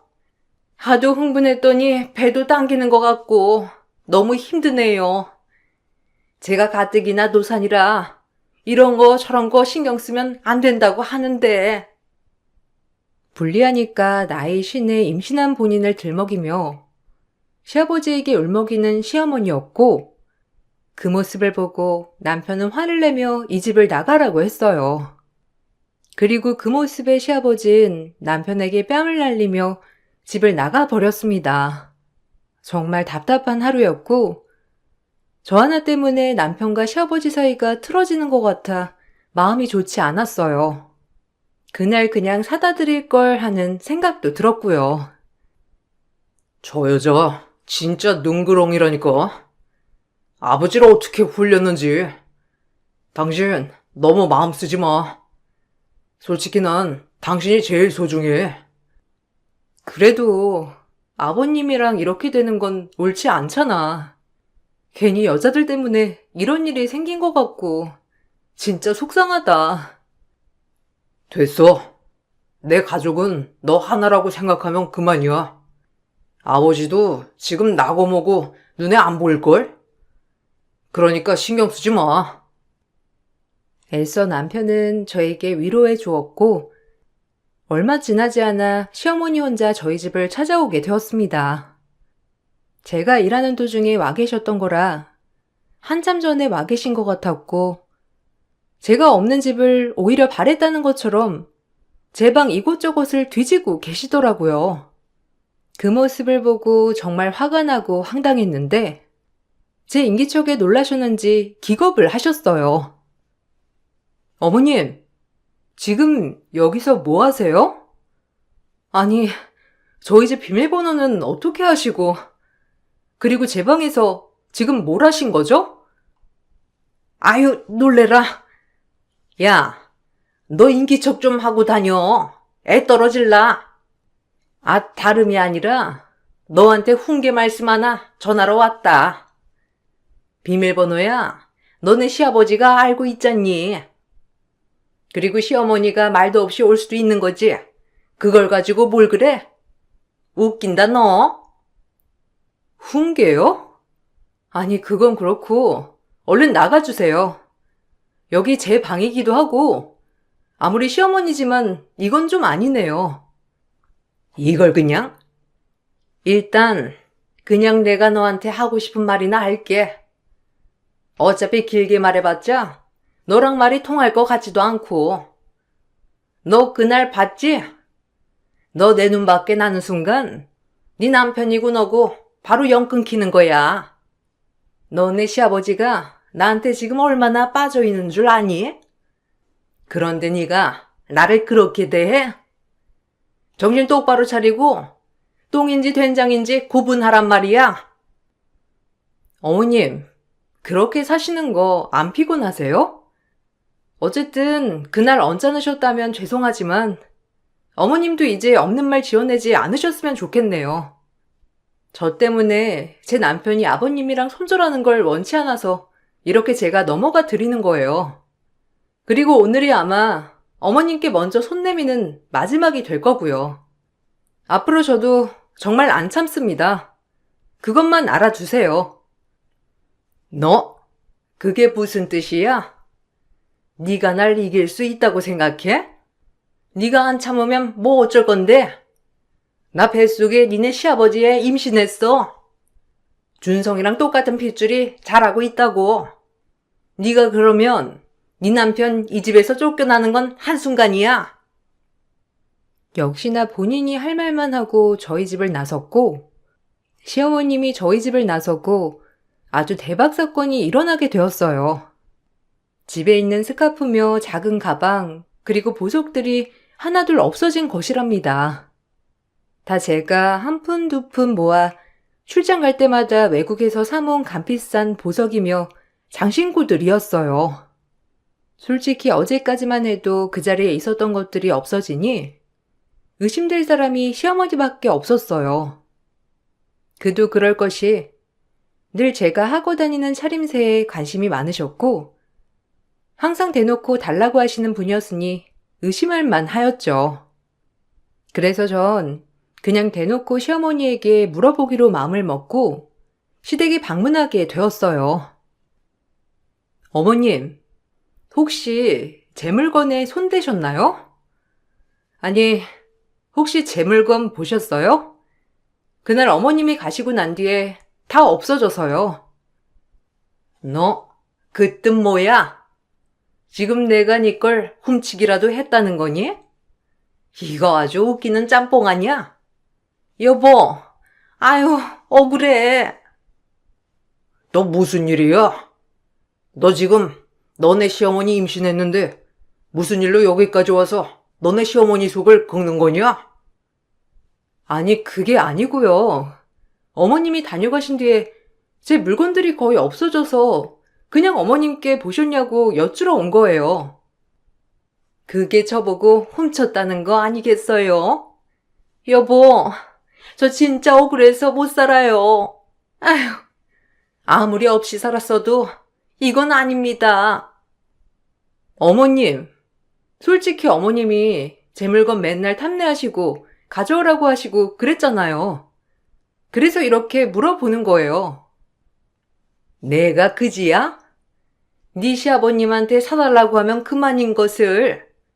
내가 왜 네 물건을 탐내니? 너 아주 말 웃기게 한다. 어머님, 그냥 솔직히 말씀해 주세요. 거기에 친정엄마가 유품으로 남겨준 반지도 있어서 그러니깐요. 네? 촌스럽게 유품은 무슨? 예. 아니니까 제발 나 좀 내버려 둬라. 아주 너 때문에 내 인생이 피곤해요. 그만 가렴. 그래, 아니라고 하니까 일단 돌아가거라. 설마 니 시애미가 이런 걸 훔칠 리가 있겠어? 너도 오해하는 거야. 물증이 없어서 뭐라고 못하겠다마는 어머님 정말 양심의 가책을 안 느끼시는 게 대단하네요. 언젠가 밝힐 거예요. 정말 당황스러웠는데 그도 그럴 것이 집에 CCTV가 있었던 것도 아니었고 그저 제 심증일 뿐이니 시어머니에게 더 이상 닥달할 순 없더라고요. 너무 억울하고 기가 막혔지만 남편은 오히려 저를 위로한답시고 모든 걸 구매해주겠다고 하였어요. 그래도 친정엄마가 남겨준 유품은 대신할 수 없기에 마음이 많이 아파왔고 정말 시어머니를 어찌해야 할지 모르겠더라고요. 아유, 그 여자 손버릇 진짜. 예전에 돌아가신 엄마 물건에도 손대더니 이제 하다하다 네 물건까지. 대단하다 진짜. 내가 다시 사줄게. 그러니까 너무 그러지 마. 이미 아버진 그 여자한테 푹 빠져서 아무것도 안 들리시는 것 같아. 너가 이해해. 아니, 어떻게 그걸 가져가? 어쩐지 나 일 갈 때 우리 집에 와 있더라니. 솔직히 의심을 안 하려야 안 할 수가 없잖아. 자기한테 이렇게 하소연하면 뭐해? 어차피 그 여자가 길길이 아니라고 하는걸. 거기에 우리 돌아가신 친정엄마가 준 다이아 반지도 있는데 진짜 너무 화난다. 이제 그 여자 절대 어머니 취급해주지 않을 거야. 정말 어른 같지도 않으셔. 진짜 아버지가 더 나빠. 아, 왜 그 여자를 그렇게 싸고 도는 건지. 아무리 아이를 가졌다고 하지만 이게 말이 되냐고. 그렇게 너무 억울하고 화가 났지만 어찌할 도리는 없었어요. 그래도 시어머니에게 돌아가신 엄마의 유품은 꼭 돌려받고 싶은 심정이었습니다. 그리고 언젠가 저 증거를 잡으리라고 생각하면서 일부러 더 어머님 집에 방문하게 되는 나날들이었어요. 어머, 또 왔니? 그렇게 오라고 할 땐 안 오고 요새야 정신이 들었구나. 너 마침 잘 왔다. 나 옷 좀 사러 가야 하는데 네가 좀 골라줄래? 그래도 네가 디자인 회사 다닌다고 안목이 좀 있잖니. 아무리 임산부지만 아무거나 입을 수 있어? 네가 하도 나보고 도둑이니 어째네 하면서 난리통을 치고 가는 바람에 네 시아버지가 내가 안쓰러웠는지 이렇게 카드를 주셨지 뭐냐. 이제 알겠지? 네 시아버지는 나한테 빠져도 단단히 빠져 있다는 걸. 그러니까 네가 어떻게 해야 하는지 알겠지? 어머님, 지금 막달인데 거동 괜찮으세요? 저야 뭐 괜찮지만 어머님 무리하시면 안 될 것 같은데 안 그런가요? 그리고 그땐 저도 흥분을 해서 어머님께 막말한 거 죄송해요. 그렇지만 어머님도 저에게 솔직해 주셨으면 좋겠습니다. 솔직하게 아니라고 하니까 그러네. 일단 나 쇼핑하는데 네가 좀 골라줘야 하니까 같이 가자. 며느리가 이 정도는 노릇은 해야 며느리예요. 그리고 임신했어도 거동 괜찮아. 네가 날 보필할 건데 뭐. 그러니까 얼른 카드 쓰러 가야지. 가자. 그렇게 시어머니 손에 이끌려 신둥이 가진 시모와 외출을 나가게 되었어요. 마음 같아선 지금 이 기회에 집안을 샅샅이 뒤져 반지를 찾고 싶었지만 그래도 만삭의 몸이니 미운 건 있고 어머님을 따라 이리저리 쇼핑을 하게 되었어요. 쇼핑을 하면서 어머님께 솔직하게 물어 반지만은 받고 싶은 마음이 있었지만 한사코 아니라고 하길래 저 역시 때를 엿보고 있었습니다. 그런데 갑작스럽게 어머님이 주저앉게 되었고 뒤이어 고래고래 소리를 지르시더라고요.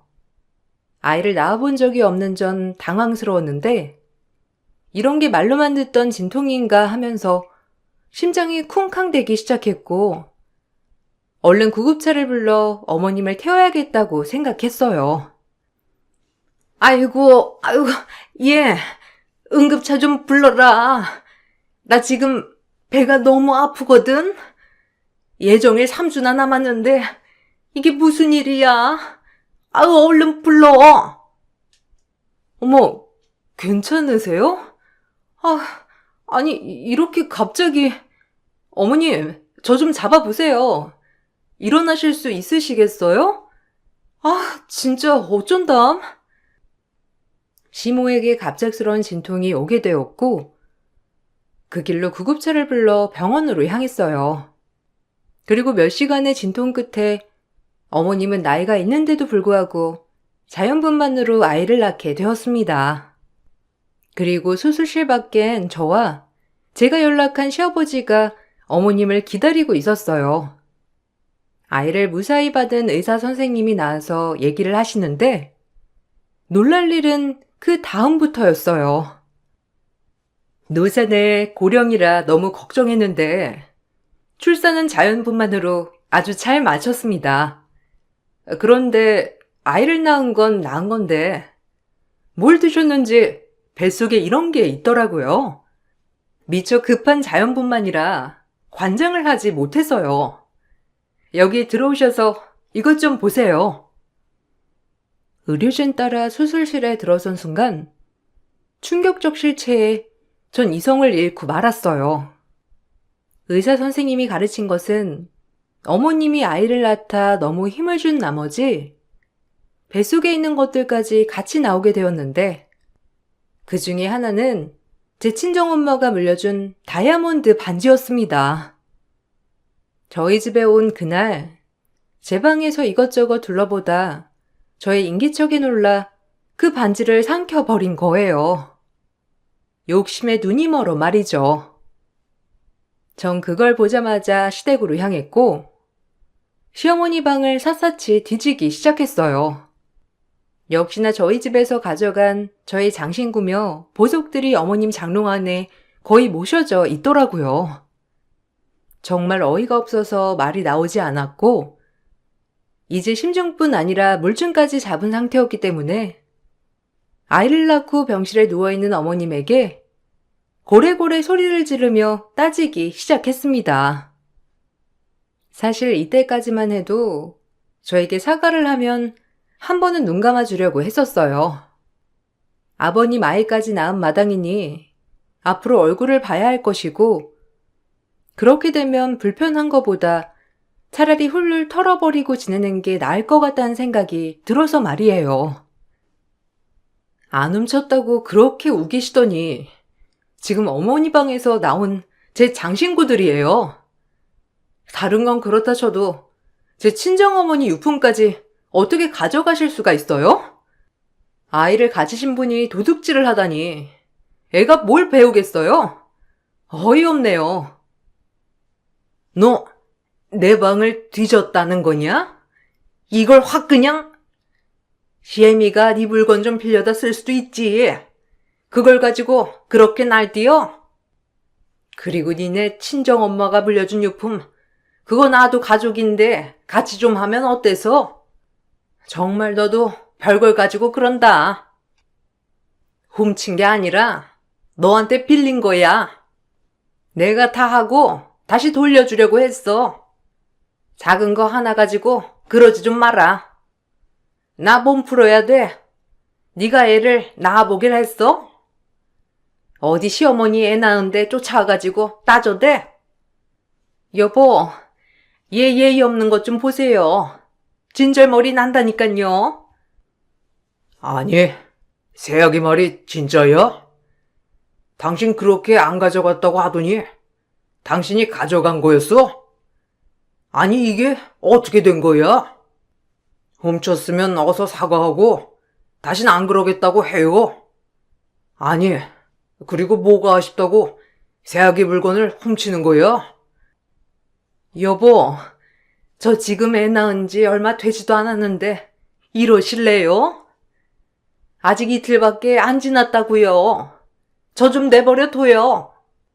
당신 닮은 떡두꺼비 같은 아들을 낳아줬는데 당신까지 이러면 저보고 어쩌라는 거예요? 속상해서 눈물이 다 나네요.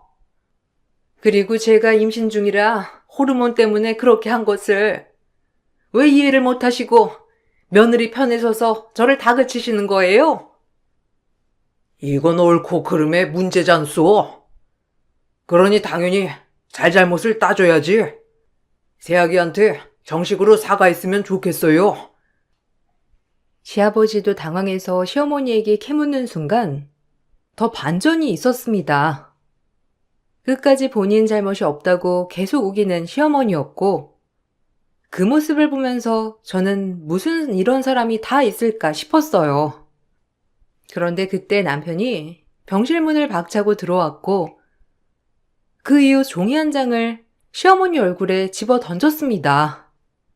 그리고 그 종이는 시아버지와 새로 태어난 아가의 친자 검사를 한 종이었어요. 처음부터 새어머니가 마음에 안 들었던 남편이었고 우연히 밤에 시댁이 방문할 때 대문 앞에서 웬 외간 남자와 쏙닥거리는 시어머니를 보고 계속 의심을 하고 있었던 거예요. 그리고 그 의심으로 남편은 시어머니 몰래 아이가 태어나자마자 친자 확인 검사를 요청한 것이었습니다. 그리고 이 모든 사실을 아버님께 상의하여 이를 진행시킨 것이었고 친부인 아버님의 동의도 있었던 거였어요. 아버님 또한 시어머니와 혼인 생활 중 나름 의심스러운 것들이 여러 가지 있어서 조금은 혹시라는 생각을 가지고 있었다고 했어요. 그리고 결과는 역시나 아버님과 친자가 아닐 확률이 높게 나왔어요. 아버님은 그걸 보자마자 충격으로 잠깐 기절을 하셨고 남편과 전 이 여자를 어떻게 해야 할까 고민이 되었습니다. 정말 인간이기를 포기한 사람 같았거든요. 역시 그럴 줄 알았어요. 딱 봐도 우리 집에 돈을 보고 들어온 게 확실했었죠.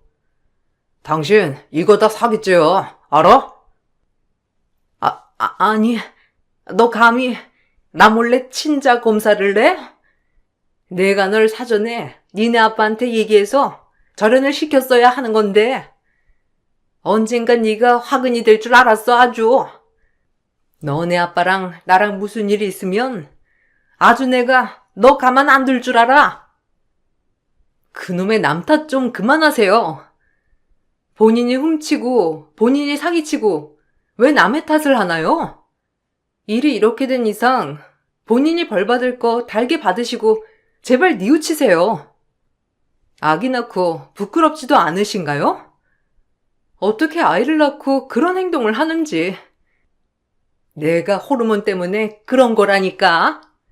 누가 훔치고 싶어서 훔쳤대? 나 너네 아버지랑 틀어지면 니들 가만 안 둬. 끝까지 부자인 아버님을 놓진 않으려 하네요. 인생 그렇게 살고 싶나 싶은 게 이젠 안쓰러워지려고까지 해요. 네가 뭔데 날 안쓰러워해? 니까짓 게. 난 니네 시아버지 맞나? 이제 인생 완전히 바뀐 여자라고. 그건 착각이죠. 이제 버림받고 벌 받을 건데 아직까지 당신이 아버님이랑 그렇고 그런 사이인 줄 착각하면 안 된다고요. 시어머니는 오히려 큰 소리를 치셨는데 너무 당황스러워서 기가 막히더라고요. 그리고 정신이 든 시아버지는 시어머니를 사기죄로 고소하였고 저 역시 시어머니를 절도죄로 고소하였습니다. 다행히 시아버지와 시어머니는 아이가 태어나기 전까지 혼인신고가 되어 있지 않은 상태였기 때문에 이혼 소송은 하지 않았어요. 시어머니는 아이를 빌미로 시아버지와 혼인신고를 하려 했고 나중에 아버님의 재산 중 일부를 본인이 취할 속셈을 했던 거죠. 아버님은 사기죄와 위자료 소송을 하였는데 시어머니의 과거 행적을 캐고 더욱더 놀랄 일이 있었어요. 알고 보니 시어머니의 전남편과 깨끗이 정리가 되지 않았던 거였고 전남편이랑 저희 아버님의 재산을 꿀꺽하려고 작당 모의를 했다고 하더라고요. 그렇게 시어머니는 법의 심판을 받게 되었고 뿐만 아니라 시어머님의 전남편도 같이 작당 모의를 한 것이었기 때문에 같이 사기죄로 심판을 받을 수가 있었습니다. 내가 그렇게 허술한 호랍인 줄 알았지? 아무리 우리 아들이 믿을 종자가 못 된다고 했지만 그래도 당신을 믿었는데 뱃속 아이도 내 아이면 내가 책임지려 했는데 당신은 믿을 종자가 못 되었어. 이제 법이 알아서 해결해 줄 거야. 늦은 나이에 만나 그래도 평생의 반려자라고 생각해서 잘해주려 했건만 당신은 내 돈을 보고 접근한 거였어. 여보, 미안해요, 정말. 아니, 내가 한순간에 실수한 거지. 정말 당신을 사랑했다고요. 그러니까 용서해 주세요. 한 번만요. 그리고 전 남편에게 압박을 받은 거였어요. 제가 사랑했던 건 당신이라고요. 아시잖아요. 제가 얼마나 잘했는지 이해해줘요. 그런데 전 남편과의 사이에서 애를 가져? 그게 말이 된다고 생각해? 아주 주책 바가지들이 따로 없지. 나 역시 주책이다 싶었지만 사기를 치려고 하면서 그렇게 주책을 떨어댄 당신들이 어마무시하게 웃긴다는 것만 알아두고 두고 보라고. 도둑질에 남의 마음 먹고 아버님을 홀리기까지. 정말 당신은 양심이란 게 있는지 모르겠네요. 벌 달게 받으세요. 그리고 앞으로는 남의 것을 탐내지 좀 마세요. 본인한테 그렇게 자신이 없으세요? 나이 50이나 먹고선 그러고 살고 싶나? 당신이 낳은 아이만 불쌍하네요. 태어나 보니 엄마 아빠는 사기꾼에 이제 엄마는 깜빵에 가야 하다니 너무 안타깝네요. 깜빵을 가긴 누가 가? 내가? 절대 안 가지? 니네 시아버지가 날 버릴 수 있을 것 같아? 여보, 아니라고 해줘요, 제발. 시어머니는 법을 어긴 대가를 톡톡히 치르셨어요. 제 물건을 훔친 것은 절도죄에 해당이 됐고, 저희 시아버지에게는 혼인 빙자를 했기 때문에 사기죄로 고소를 당하셨죠. 그리고 어머님은 몸을 풀고 채 1년도 되기도 전에 징역 3년을 받으시고, 어머님의 전남편은 불구속 입건으로 벌금형을 맞았답니다. 한 집안을 풍비박산 내려고 한 사람들에 비해 벌이 약하다고 생각했지만, 아마 아이를 낳고 아이와 떨어져야 하는 것도 가장 큰 벌이라고 생각합니다. 그 뒤로는 소식을 모르고 지내고 있어요. 남편과 아버님은 그때 이후로 대면대면하게 지내며 아직까지 어색함을 유지하고 있지만, 제가 그 뒤 아이를 가져 손주를 낳아드렸기 때문에 아이 때문에 왕래는 하고 지내요. 아버님은 그때 그 일이 남편에게 꽤나 미안했는지 다시 여자를 만나러 다니지도 않으시고, 돌아가신 시어머니 산소에 가서 매일을 본인 마음속에 하고 싶은 말들을 하고 오시곤 합니다. 아마 평생 아들한테 미안한 마음으로 살겠죠? 하지만 남편 또한 이젠 아버님을 이해해보려고 노력하고 있는 것 같아서 저희 가족의 화목함이 얼마 남지 않았다고 생각해요. 한 여자로 인해 집안이 풍비박산 날 뻔했지만 가까스로 위기를 탈출해 여기까지 오게 되었네요. 앞으로 남은 인생 지금처럼만 밝고 행복하게 지냈으면 좋겠다는 마음으로 글을 마칠게요. 제 글을 들어주셔서 감사드리고 여러분들 앞날엔 좋은 일만 있으시길 기원할게요. 감사합니다. 안녕하세요. 여러분들에게는 가족이란 어떤 의미인가요? 저에게는 아주 특별한 가족이 있는데요. 그 얘기를 한번 꺼내보려고 사연을 적어봤어요. 어릴 적 저희 집은 무척이나 가난했어요. 학교에서 가난한 집이라고 하면 제가 제일 먼저 언급될 정도로 정말 찢어지게 가난했죠. 부모님은 두 분 다 건강이 안 좋으셨고 제가 성인이 되기 전에 다 돌아가셨어요. 주변 도움으로 겨우겨우 고등학교를 졸업하고 나서 성인이 됐는데 그때는 정말 어떻게 살아야 할지 더 막막하더라고요. 꿋꿋이 혼자 살아가면 될 거라 생각했던 것과는 다르게 현실은 녹록지 않았고 외로움도 많이 느꼈죠.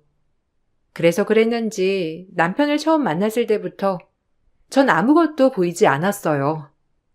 시댁도 넉넉한 집안은 아니었기에 사실 결혼이 힘들 줄 알았는데 예상외로 시댁에선 절 너무나 반겨하셨어요.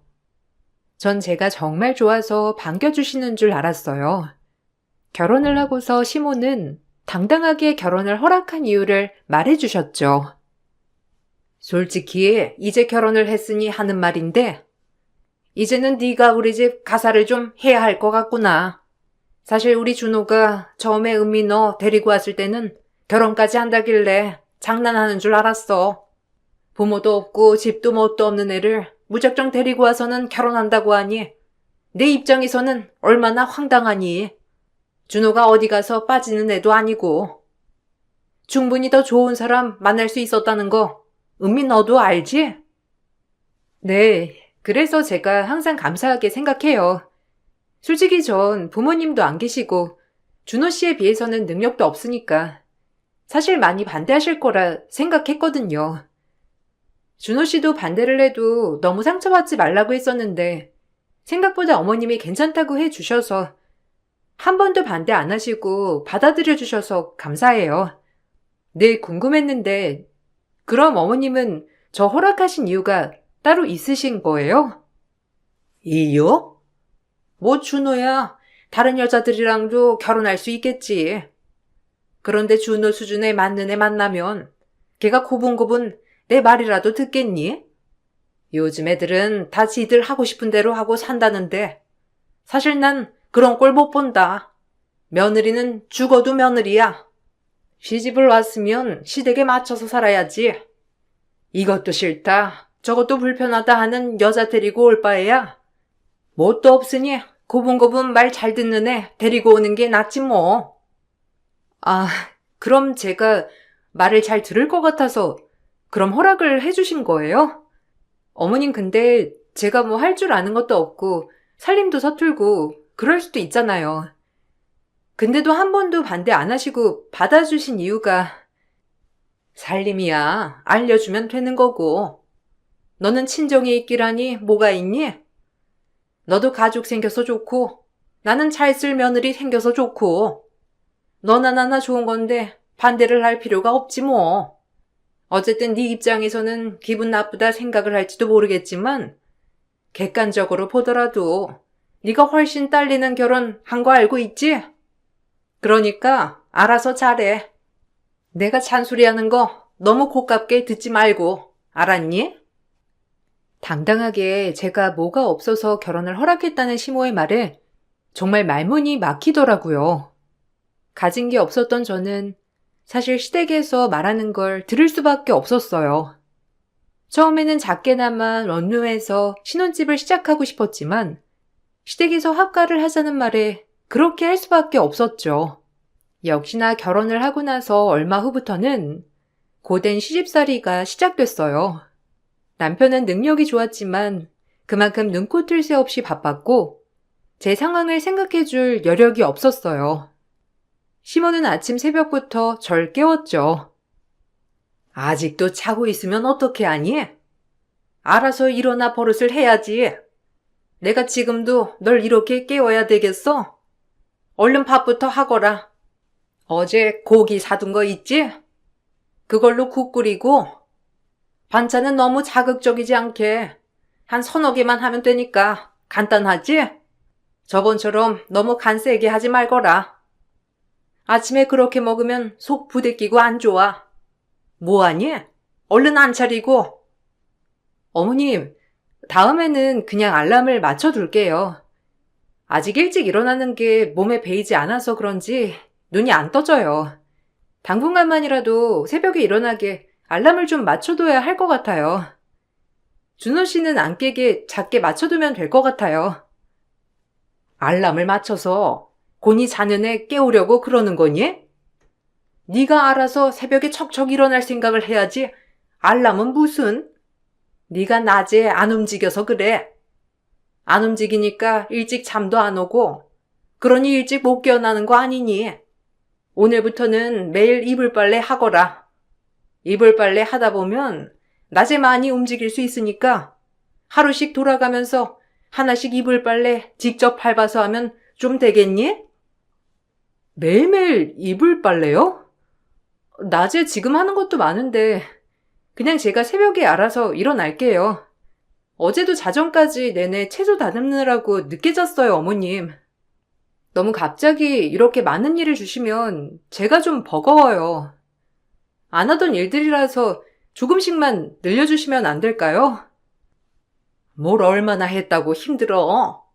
밖에 나가서 돈 버는 게 더 힘들지? 집에서 내내 쉬면서 노는 애가 뭐가 힘들다는 거니? 너 이런 얘기 쉽게 하면 다들 욕해. 삼시세끼 꼬박 먹고 따뜻한 집에서 집안일이나 쉬엄쉬엄 하면서 지내면서 뭐가 그렇게 힘들다고? 부모 없이 혼자 컸다던 애가 어떻게 이렇게 살림을 못하는지 너 알려주느라고 내가 얼마나 스트레스 받는지 알고 있니? 어떻게 하나부터 열까지 다 알려줘야 돼? 시모는 살림을 못한다며 가증구박을 다 하셨죠. 매일매일 전 집안일을 산더미처럼 해야 했어요. 온 가족 속옷은 제 손으로 직접 다 손빨래를 해야 했고 이불은 매일매일 밟아서 빨아야 했어요. 매일 조금씩 새 반찬을 매번 만들어서 차려야 하니 아침부터 저녁까지 식사를 챙기는 것만으로도 버거웠어요. 조금이라도 음식이 남거나 부족하면 그거대로 잔소리를 들어야 했고 전 눈치 보며 밥을 먹어야 했어요. 삼시세끼 남편을 제외하고는 모두들 집에서 밥을 먹었기 때문에 전 쉴 틈이 없었죠. 명절 연휴에도 전 쉴 틈이 없었는데 피곤해서 조금 쉬려고 하면 또 쉰다며 잔소리를 들어야 했어요. 결국 명절에 몸살이 나서 마지막 연휴 때는 외식을 한다는 걸 전 못 가겠다고 한 적도 있었어요. 참 별짓을 다 한다 너는. 아니 뭘 했다고 아파? 네가 일을 했어? 뭘 했어? 옆에서 심부름 조금 한 거 가지고 그렇게 아프면 누가 보면 너 부려먹은 줄 알겠어. 내가 진짜 어처구니가 없어가지고 평생 나 혼자 한 걸 넌 나랑 같이 했으면서 이렇게 몸살이 나버리면 어떻게 하니? 내가 무서워가지고 너한테 뭐 시킬 수나 있겠어? 어머님, 저 명절 내내 밥상만 수십 번 차렸어요. 손님분들도 계속 오시고 새벽까지 술상 보다가 겨우 잠들면 어머님 새벽부터 일어나서 아침밥 하라고 하시고 제가 쉴 틈이 없었잖아요. 당연히 이렇게 하면 몸살 오죠. 남편도 이번 명절에는 왜 이렇게 손님이 많이 오는지 모르겠다고 하던데. 어머님 그냥 저 오늘은 좀 쉴게요. 저 빼고 식사하러 다녀오세요. 우리가 이렇게 널 생각해 주는데 너는 왜 그렇게 말하니? 나 너무 섭섭하다. 너 생각해서 밖에서 외식하겠다는 거잖아. 너 저녁상 차리지 말라고. 그런데 아프다고 네가 빠지면 어떻게 하니? 너는 꼭 날 나쁜 시어머니로 만들더라. 아까도 봐라. 사람들 앞에서 힘든 내색하니까 다들 며느리 힘들겠다면서 안쓰럽게 보고. 그럼 내가 뭐가 되니? 아프고들랑 같이 가서 밥 먹고 와서 아파. 시모는 제가 아프면 당신은 나쁜 시어머니로 만든다면서 난리가 나셨죠. 전 그래서 아픈 티도 내지도 못했어요. 처음에는 남편도 절 안쓰러워하긴 했어요. 매일 쓰러지듯이 자는 저에게 조금만 참고 견디라고 했던 건 남편이었어요. 여보, 많이 힘들지? 엄마가 좀 유난이라서 당신 많이 힘들 거야. 근데 우리가 지금 갖고 있는 게 없잖아. 조금만 돈 더 모아서 분가하자. 알았지? 엄마도 지금은 저러셔도 나중에는 괜찮으실 거야. 엄마가 쓸데없이 당신 기 잡겠다고 생각해서 저러시는 걸 거야. 나중에는 괜찮을 거니까 조금만 더 버티죠. 이번에 승진도 하고 월급 오르고 그러면 조그만 집이라도 마련할 수 있을 것 같아. 그때까지만 좀 참아줘. 여보, 나 정말 지쳐. 얼굴 표정 하나라도 안 좋으면 어머님 자꾸 당신 나쁜 사람 만든다면서 난리시고 서운해하시고 맘대로 아프지도 못해. 나는 내 나름 최선을 다해서 집안일을 하는데 매번 어머님 성이 차지 않으니까 혼나게 되고 주눅 들어서 더 못하겠어. 원래도 아침은 항상 이런 식으로 차렸던 거야? 재료도 하나 남기면 안 되고 그렇다고 모자라게도 하면 안 되고 너무 넘쳐도 안 되고. 결혼하기 전에는 이 정도까지는 아니었던 것 같은데 엄마가 왜 저러시는지 나도 모르겠어. 아침도 그냥 어제 먹었던 거 그냥 먹었던 것 같은데 그냥 괜히 저러시는 것 같아. 내가 나중에 엄마한테 잘 말씀드려 볼게. 그래도 며느리 들어왔다고 엄마가 기강 좀 잡아보려고 그러시는 것 같은데 금방 전처럼 돌아가실 거야. 그러니까 너무 신경 쓰지 말고 조금만 기다려봐. 남편의 말과는 다르게 시모의 잔소리는 날이 갈수록 더 늘어났어요. 집안의 모든 일들은 제가 하는 게 당연시 되었죠. 시간이 지날수록 시모뿐만 아니라 시댁 모든 식구들이 절 마치 가사도우미처럼 생각을 했어요. 처음에는 절 어려워하던 시동생도 어느 순간부터는 절 막대하기 시작했죠. 하루는 세탁기가 고장이 나서 빨래를 하루 못했던 적이 있었어요. 그런데 다음날 난리가 났죠. 도대체 이 집에서 뭘 하는 거야? 형수, 빨래도 안 하고 뭐 했어요? 집에서 탱자 놀면서 빨래도 안 했어요? 언제 넣어둔 옷인데 아직도 빨래가 안 되어 있으면 어쩌자는 거야 진짜. 오늘 입고 나가야 하는데. 형수, 형한테 빌붙어서 살면서 이런 건 좀 제때제때 해야 하는 거 아니에요? 큰 거 바라는 것도 아니고 살림만 제대로 하라는 건데 이거 하나 못해서 원. 에휴. 왜 그러니? 아니 빨래가 왜 안 되어 있어? 예, 어제 너 세탁기 안 돌렸니? 아, 고장 났었구나. 아니 그러면 손빨래라도 해가지고 말렸어야지. 부지런하게 손빨래라도 후딱 하면 될걸. 이걸 안 했어? 어쩔 거야? 얘가 오늘 이거 입고 나간다는데 얼른 빨래 돌리고 건조시켜. 집구석에 있는 애가 이거 하나 못해가지고 이 난리를 만들어야 하니? 세탁기가 고장나기도 했고 그래서 어머님 어제 저한테 급한 세탁물 다 손빨래 하라고 하셔서 제가 다 한 건데 이거 어제 저녁에 놓으신 거잖아요.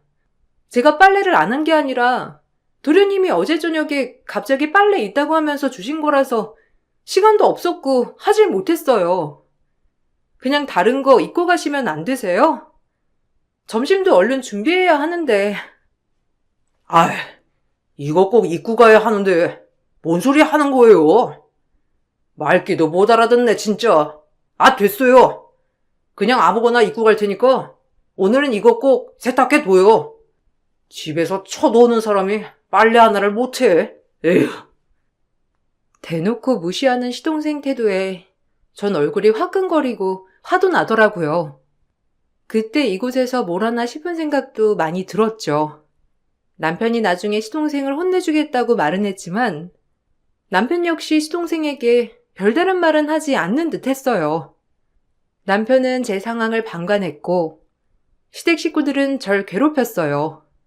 그럼에도 불구하고 정 갈 곳이 없다 생각을 해 버틸 수밖에 없더라고요.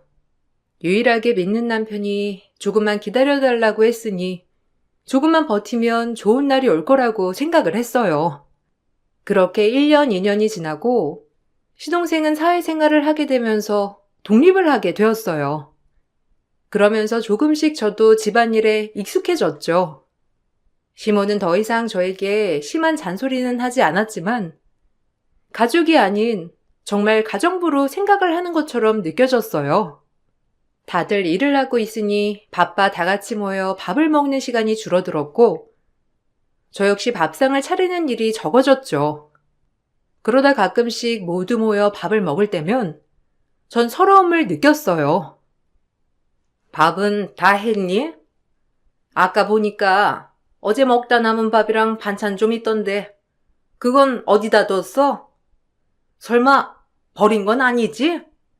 아무리 새로 밥하고 음식해도 전에 먹었던 음식은 버리지 말고 모아둬. 고기는 미리 다 해동시켜 놨지?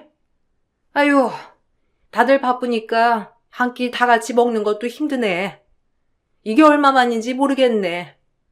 식구들이 오랜만에 같이 식사하는 거니까 신경 좀 쓰렴. 네, 안 그래도 고기 다 준비해뒀어요.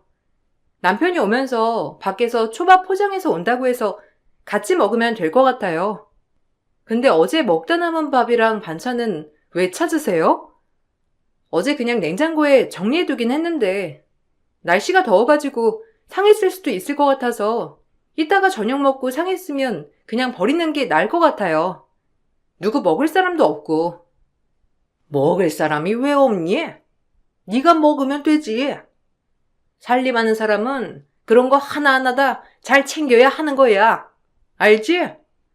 아까우니까 네가 얼른 먹어서 치우렴.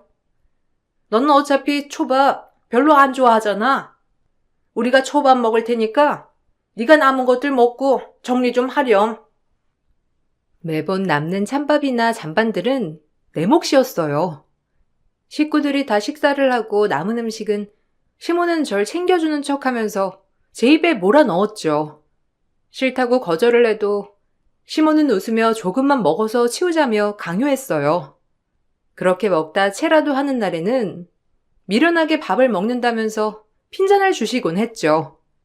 그런 시모의 말에도 남편은 입을 꾹 다물고 시부는 모른 척 하시더라고요. 아무도 말리는 사람이 없으니 시몬은 뭐가 잘못된 건지도 모르고 절 더 괴롭히셨던 것 같아요. 주말이면 시부모는 지인들을 매번 불러 밥을 드시곤 했어요. 평일에는 식구들 삼시세끼를 차리는 것도 힘들었는데 주말은 더 고역이었죠. 주말이면 몰려오는 손님들 상을 보느라 전 쉴 틈이 없었고 점심부터 찾아온 손님들은 새벽까지 술자리를 갖곤 했어요. 그래도 오시는 분들은 가끔씩 절 걱정해 주시곤 했어요. 아이고, 며느리 한 달 만에 봤는데, 왜 이렇게 살이 많이 빠졌어? 다이어트라도 하는 거야? 뺄 곳이 어디 있다고? 언니, 며느리 좀 잘 먹어야 되겠어. 어떻게 매번 볼 때마다 살이 이렇게 빠져? 며느리도 여기 와서 밥 같이 먹어요. 그러고 보니까 우리 같이 밥도 한번 안 먹어봤네. 매번 올 때마다 상도 다 깔끔히 차려주고 우리가 자주 와서 불편했겠다. 불편하긴 뭘. 쟤는 상 차리는 거 이런 거 좋아해. 그리고 집에서 하는 거라곤 아무것도 없는데 밥이라도 차려야지. 요즘 같은 세상에 남편만 돈 버는 집안이 어디 있다고? 애도 없는데도 쟤는 일도 안 하고 저러고 있는 거잖아. 그래도 내가 괜찮다고 했어. 대신에 우리 집 밥상만 잘 차리라고 해서 저렇게 하는 거야. 요즘 뭐 군살이 붙었대나 어쨌대나 그래가지고 살 빼는 거고. 아, 그렇구나. 아이고, 뭐 살 뺄 데가 어디 있다고. 그래도 힘들겠다. 보니까 나 말고도 계속 사람들 오는 것 같던데 매 주말마다 이렇게 상 차리는 거야? 아휴, 이것도 보통 일 아닌데 힘들겠어. 언니, 다음에는 집에서 만나지 말고 밖에서 맛있는 거 먹자. 며느리도 좀 쉬어야지. 보니까 평일에는 형부랑 언니 내내 집에서 밥 먹는다며. 그럼 삼시세끼 다 차려야 하는 거 아니야? 괜찮아. 하루 종일 집에만 있어서 아무것도 안 하는 애라서 낮에는 푹 쉬다가 이렇게 주말에 누가 와야 이 정도로 차리는 거야. 요즘 애들 얼마나 무서운데. 이렇게 하라고 해도 안 해. 제가 좋아서 하는 거라니까. 밖에서 돈 버는 것도 아니고 집안일도 나랑 나눠서 하는데 힘들 게 뭐가 있겠어. 밖에서 돈 버는 사람이 더 힘들지. 이 정도야 별거 아니지 뭐. 시몬은 제가 시집을 오고 집안일을 해본 적이 없었어요. 그러면서도 뻔뻔하게도 사람들 앞에서는 전 그냥 집안일을 보조할 뿐이라며 말을 했죠. 그때 당시는 그냥 견디는 것만이 답이라고 생각을 했어요. 그러다가 도저히 안 되겠다 싶어서 취업을 하겠다고 말을 꺼낸 적도 있었죠. 그랬더니 다들 너무 비웃더라고요. 제가 밖에서 뭘 할 수 있겠냐며 비웃었어요. 뭐? 네가? 밖에서 네가 할 줄 아는 게 뭐가 있다고? 돈이나 밖에서 안 쓰면 다행이지. 네가 학벌이 좋기라니? 아님 무슨 기술이 있기라니? 해봤자 밖에서 할 수 있는 거라곤 뭐가 있겠어. 괜한 일 버리지 말고 집에서 집안일이나 잘해. 네 남편 밖에서 벌어다 주는 돈 네가 밖에 쏟아부으려고 그러니? 집안일도 제대로 못하는 애가 밖에서 뭘 한다는 거야? 사무직으로 들어갈 수 있는 곳이 있어서요. 단기이긴 한데 근무해보고 괜찮으면 정규직으로도 다닐 수 있다고 해서 다녀보면 어떨까 싶어요. 남편 혼자서 버는 것보다 저도 같이 버는 게 더 나을 것 같아서요. 참, 얘. 네가 밖에서 벌면 얼마나 번다고 밖에서 돈을 벌겠다는 거야? 쓸데없는 소리 하지 말고 하던 일이나 제대로 해. 네가 밖에 나가서 일하면 점심은 집에 와서 먹니? 밖에서 사 먹을 거 아니야? 그건 돈 아니니? 출퇴근하면서 버스비 이런 건 돈 아니고? 출근할 때 입으로 사야 된다 어쩐다 하면서 옷도 사면 그건 돈 아니니? 괜히 밖에서 돈 쓸 일 만들지 말거라. 제가 취업을 하겠다고 하니 시몬은 제가 밖에서 돈 쓸 생각만 하는 것 같다며 절 비난하셨어요. 참을 수 없어 남편에게 분가 얘기를 꺼낸 적도 있었죠. 신혼 초기 남편은 조금만 기다리면 분가를 하겠다고 했지만 몇 년이 지난 후에는 태도가 달라지고 말았어요. 우리 상황에서 무슨 분가야? 그리고 여기서 좀만 더 있으면 이 집 우리 집 될 건데 그냥 좀 참아. 엄마가 이제는 그게 뭐라고 안 하시잖아. 당신도 집안일 하는 거 익숙하지 않아? 그럼 좀 참을 줄도 알아야지. 당장 집 살 수 있어? 대출 받아야 하는데 그건 누가 갚고? 내가 갚을 거잖아. 그 돈이 얼마나 큰데? 애도 아니고 분가는 무슨? 나 도저히 안 되겠어서 그래. 여보, 나 진짜 너무 지쳐. 일하겠다고 하면 일하지 말라고 하고, 집안일하면 남편한테 기상해서 산다고 하고, 이래도 뭐라고 하고 저래도 뭐라고 하시는데 너무 지쳐. 내가 일을 안 하고 싶어서 안 하는 게 아니잖아. 당신이라도 뭐라고 말이라도 해주면 되는 거 아니야? 차라리 빚내서 분가하면 나도 같이 갚을게. 밖에서 일해서 같이 갚으면 되잖아. 그게 말이 쉬운 줄 알아? 집안에만 있으니까 사회생활이 쉬워 보여? 나도 밖에서 치열해. 당신보다 훨씬 더 치열하게 살고 있다고. 당신은 편하게 집에서 집안일하면서 TV도 보고 쉴 수 있지만 나는 밖에서 쉴 틈 없이 일한다니까. 뭐 엄마 잔소리? 엄마야 우리 잘 살라고 잔소리 하는 거지만 밖에서 하는 소리는 다 욕밖에 없어. 그런데 그 치열하게 스트레스 받으면서 사는 남편한테 이렇게 징징대고 싶어? 뭐? 징징? 어떻게 그런 말을 할 수가 있어? 당신도 알잖아. 내가 얼마나 힘들게 하루하루 버티고 있는지. 삼시세끼 매일 새밥, 새 반찬 해야 하고, 거기다가 결혼하고 나 친구들 한 명도 못 만났어. 밖에서 돈 한 푼 못 쓰게 하시잖아. 아니면 차라리 나 밖에서 일하게 해줘. 분가하자는 소리 안 할 테니까 밖에서 내가 일하게 그렇게라도 말이라도 해달라고. 겨우겨우 남편과 타협을 한 것은 바로 제가 밖에서 취업을 하는 것이었어요. 처음에는 못마땅해 하던 시모도 결국 남편이 말을 하니 알았다고 하더라고요. 저는 그렇게 사회생활을 다시 시작하게 되었죠. 그래도 새벽에 일어나 아침상을 차리고 퇴근 후에는 부랴부랴 저녁상을 차려야 했지만 밖에서 사람들을 만날 수 있다는 것만으로도 전 힐링이 되는 것 같았어요. 그렇게 얼마 지나지 않아 시동생이 결혼을 하게 되었어요. 동서는 대학병원 의사였고 처음 인사를 왔을 때 동서는 저에게 형님 하면서 잘해주려고 했었어요. 그런데 곧 시모와 시동생의 태도를 보고서는 동서도 절 무시하기 시작했죠. 회사를 다니다가 건강이 나빠져 휴직을 하게 되었을 때가 있었어요. 형님은 좀 미안하지 않으세요?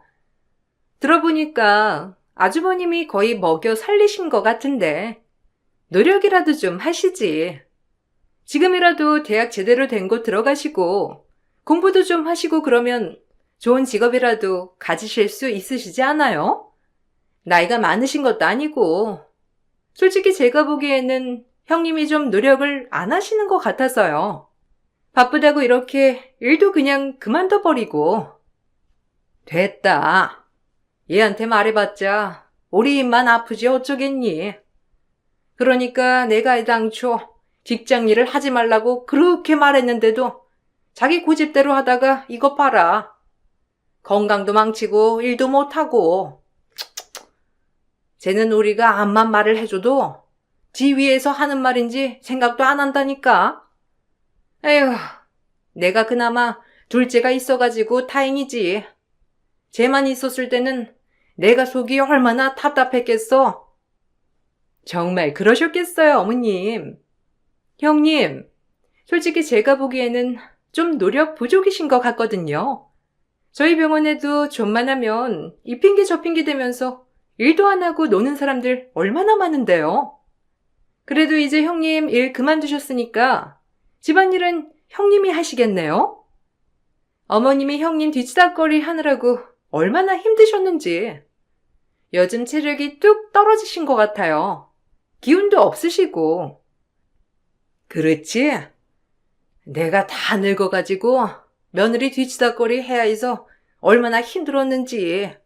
에휴, 하다 이제는 며느리 옷빨래까지 했었잖니.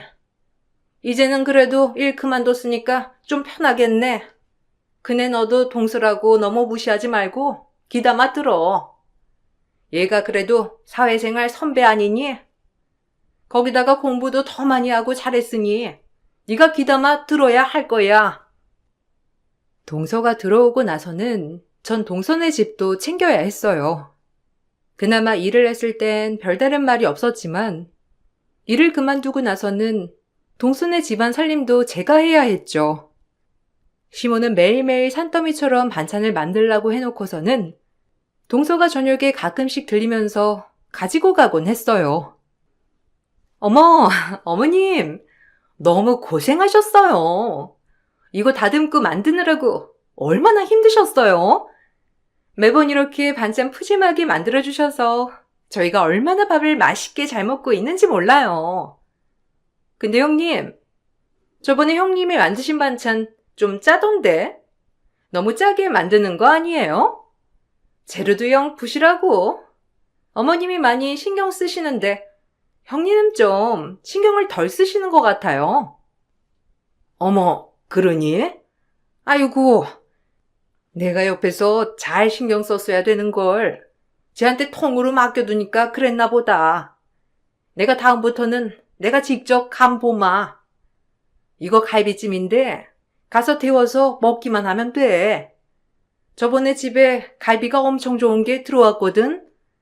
니들 만들어주려고 가지고 있다가 만들어봤어. 맛있으면 다음에 또 해줄 테니 언제든지 말하렴. 역시 우리 어머님. 저한테는 어머님밖에 없어요.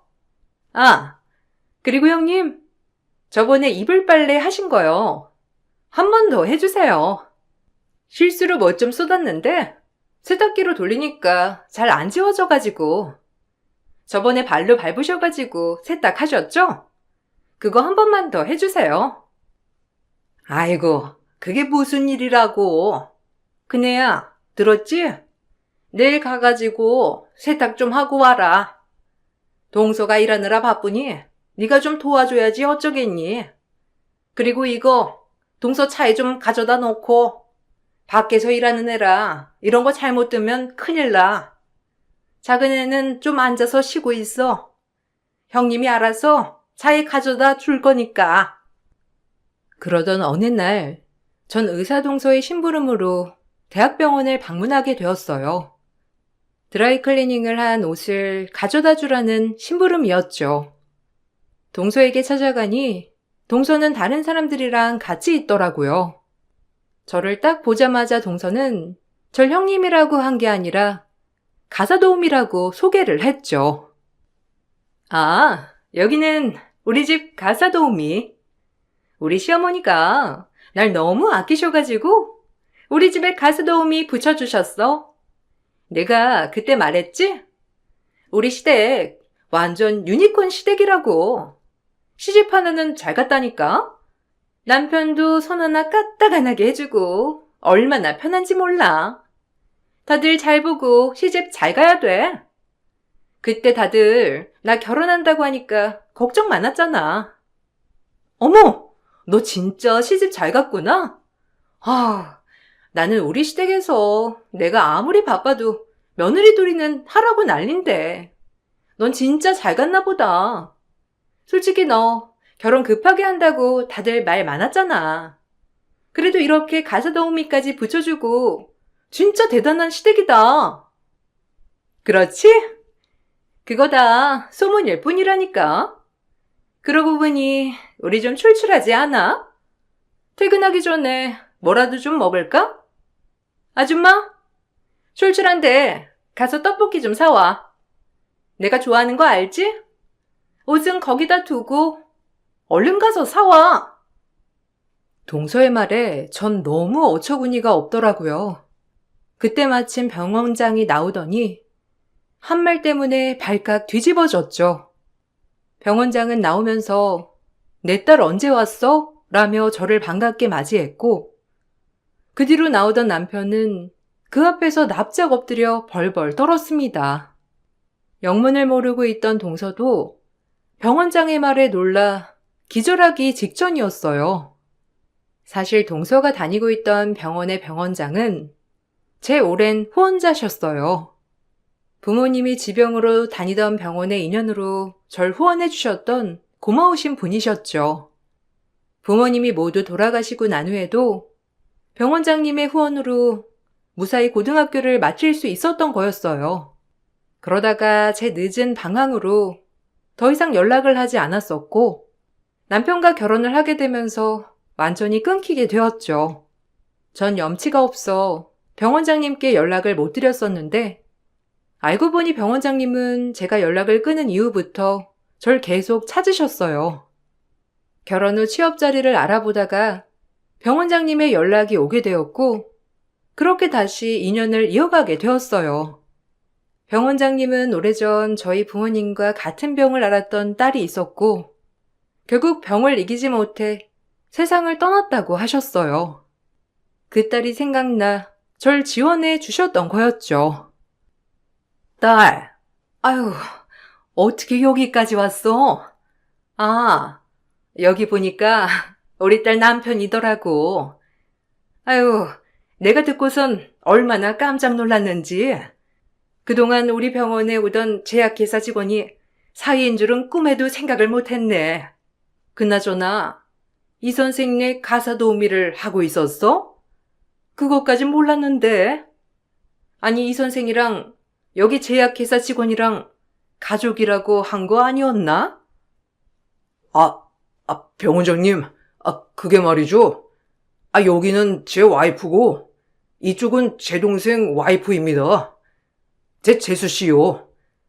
어떻게 가사 도우미란 말이 나온 줄은 모르겠는데, 뭔가 착오가 있는 것 같습니다. 그냥 장난으로. 병원장님, 언제 거기에...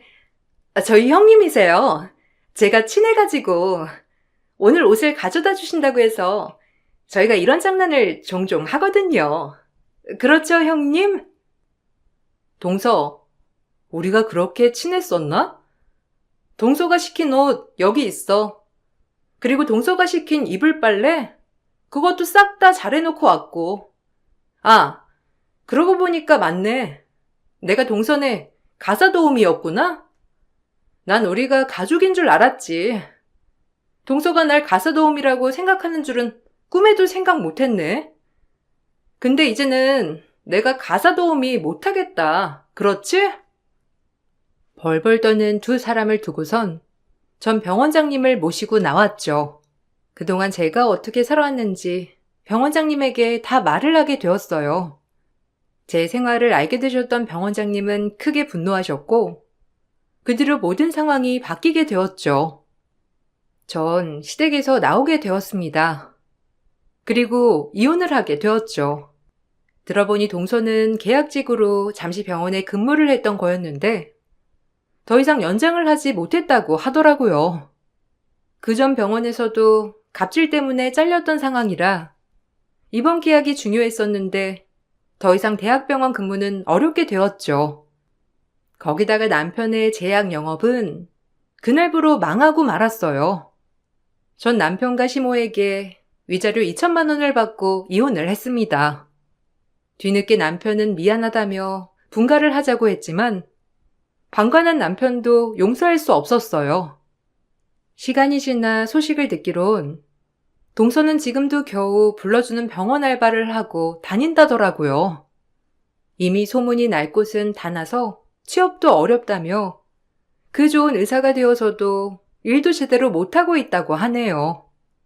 그래서 그런지 동서와 시모의 갈등이 심하다며 전 남편이 말을 하네요. 여보, 아니, 음이야. 내가 진짜 너무 후회하고 있어. 그때는 너무 바쁘고 힘들어서 네가 그렇게까지 힘들 줄 생각도 못했어. 그냥 버티다 보면 되겠지 생각을 했지. 엄마가 유별난 건 알고 있었지만 정말 재수 씨까지 그럴 줄 진짜 몰랐어. 아무튼 다 내 잘못이야. 우리 가족들한테서 너 지키지 못했던 거 그거 벌 받나 봐. 요즘 재수 씨랑 엄마가 매일 다투고 싸워서 동생도 이혼하기 직전이래. 당신한테 못된 짓 한 거 다 벌 받는가 봐. 아니, 왜? 그렇게 쿵짝이 잘 맞던 사람들이 이제 와서 싸우는 이유가 뭐야? 그렇게 오손도손 하더니만 안 맞던 내가 나오면 더 둘이서 잘 살아야 하는 거 아니야? 웃기네 참. 어차피 당신이랑 할 말도 없고 이제는 연락하지 말라고 말하려고 받은 거야. 이제 더 이상 나한테 연락하지 마.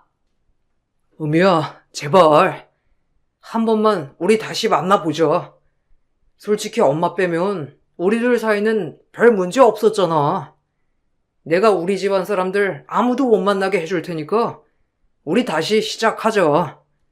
내가 너 떠나고 나서 얼마나 괴롭고 힘든지 당신 모르지? 우리들 사이에 별 문제가 없었다고? 그게 문제야. 당신만 편했지. 나는 죽을 만큼 힘들었는데 내가 그만큼 참았으니까 당신이 편했던 거야. 그게 문제라고. 우리 사이에 그 큰 문제가 있는데 다시 뭘 시작해? 당신이라면 불구덩이 다시 들어갈 수 있겠어? 우리가 이혼한 건 네 엄마 때문이 아니라 너 때문이야. 평생 후회를 하든지 말든지 내 알바도 아니고 이제는 완전 끝이야, 끝! 전 병원장님의 후원을 받아 다시 대학에 진학했고 지금은 저도 전문직으로 일을 하고 있어요. 병원장님은 제가 연락을 끊고 나서 내내 딸이 꿈에 나와 마음이 편치 않았다고 하시더라고요. 저에게는 병원장님도 돌아가신 병원장님 따님도 평생의 은인이랍니다. 그 은혜를 더 감사하게 생각해서 더 열심히 행복하게 살아보려고요. 사연 들어주셔서 감사합니다. 여러분들에게도 행복하고 좋은 인연이 많이 찾아오길 기원하겠습니다.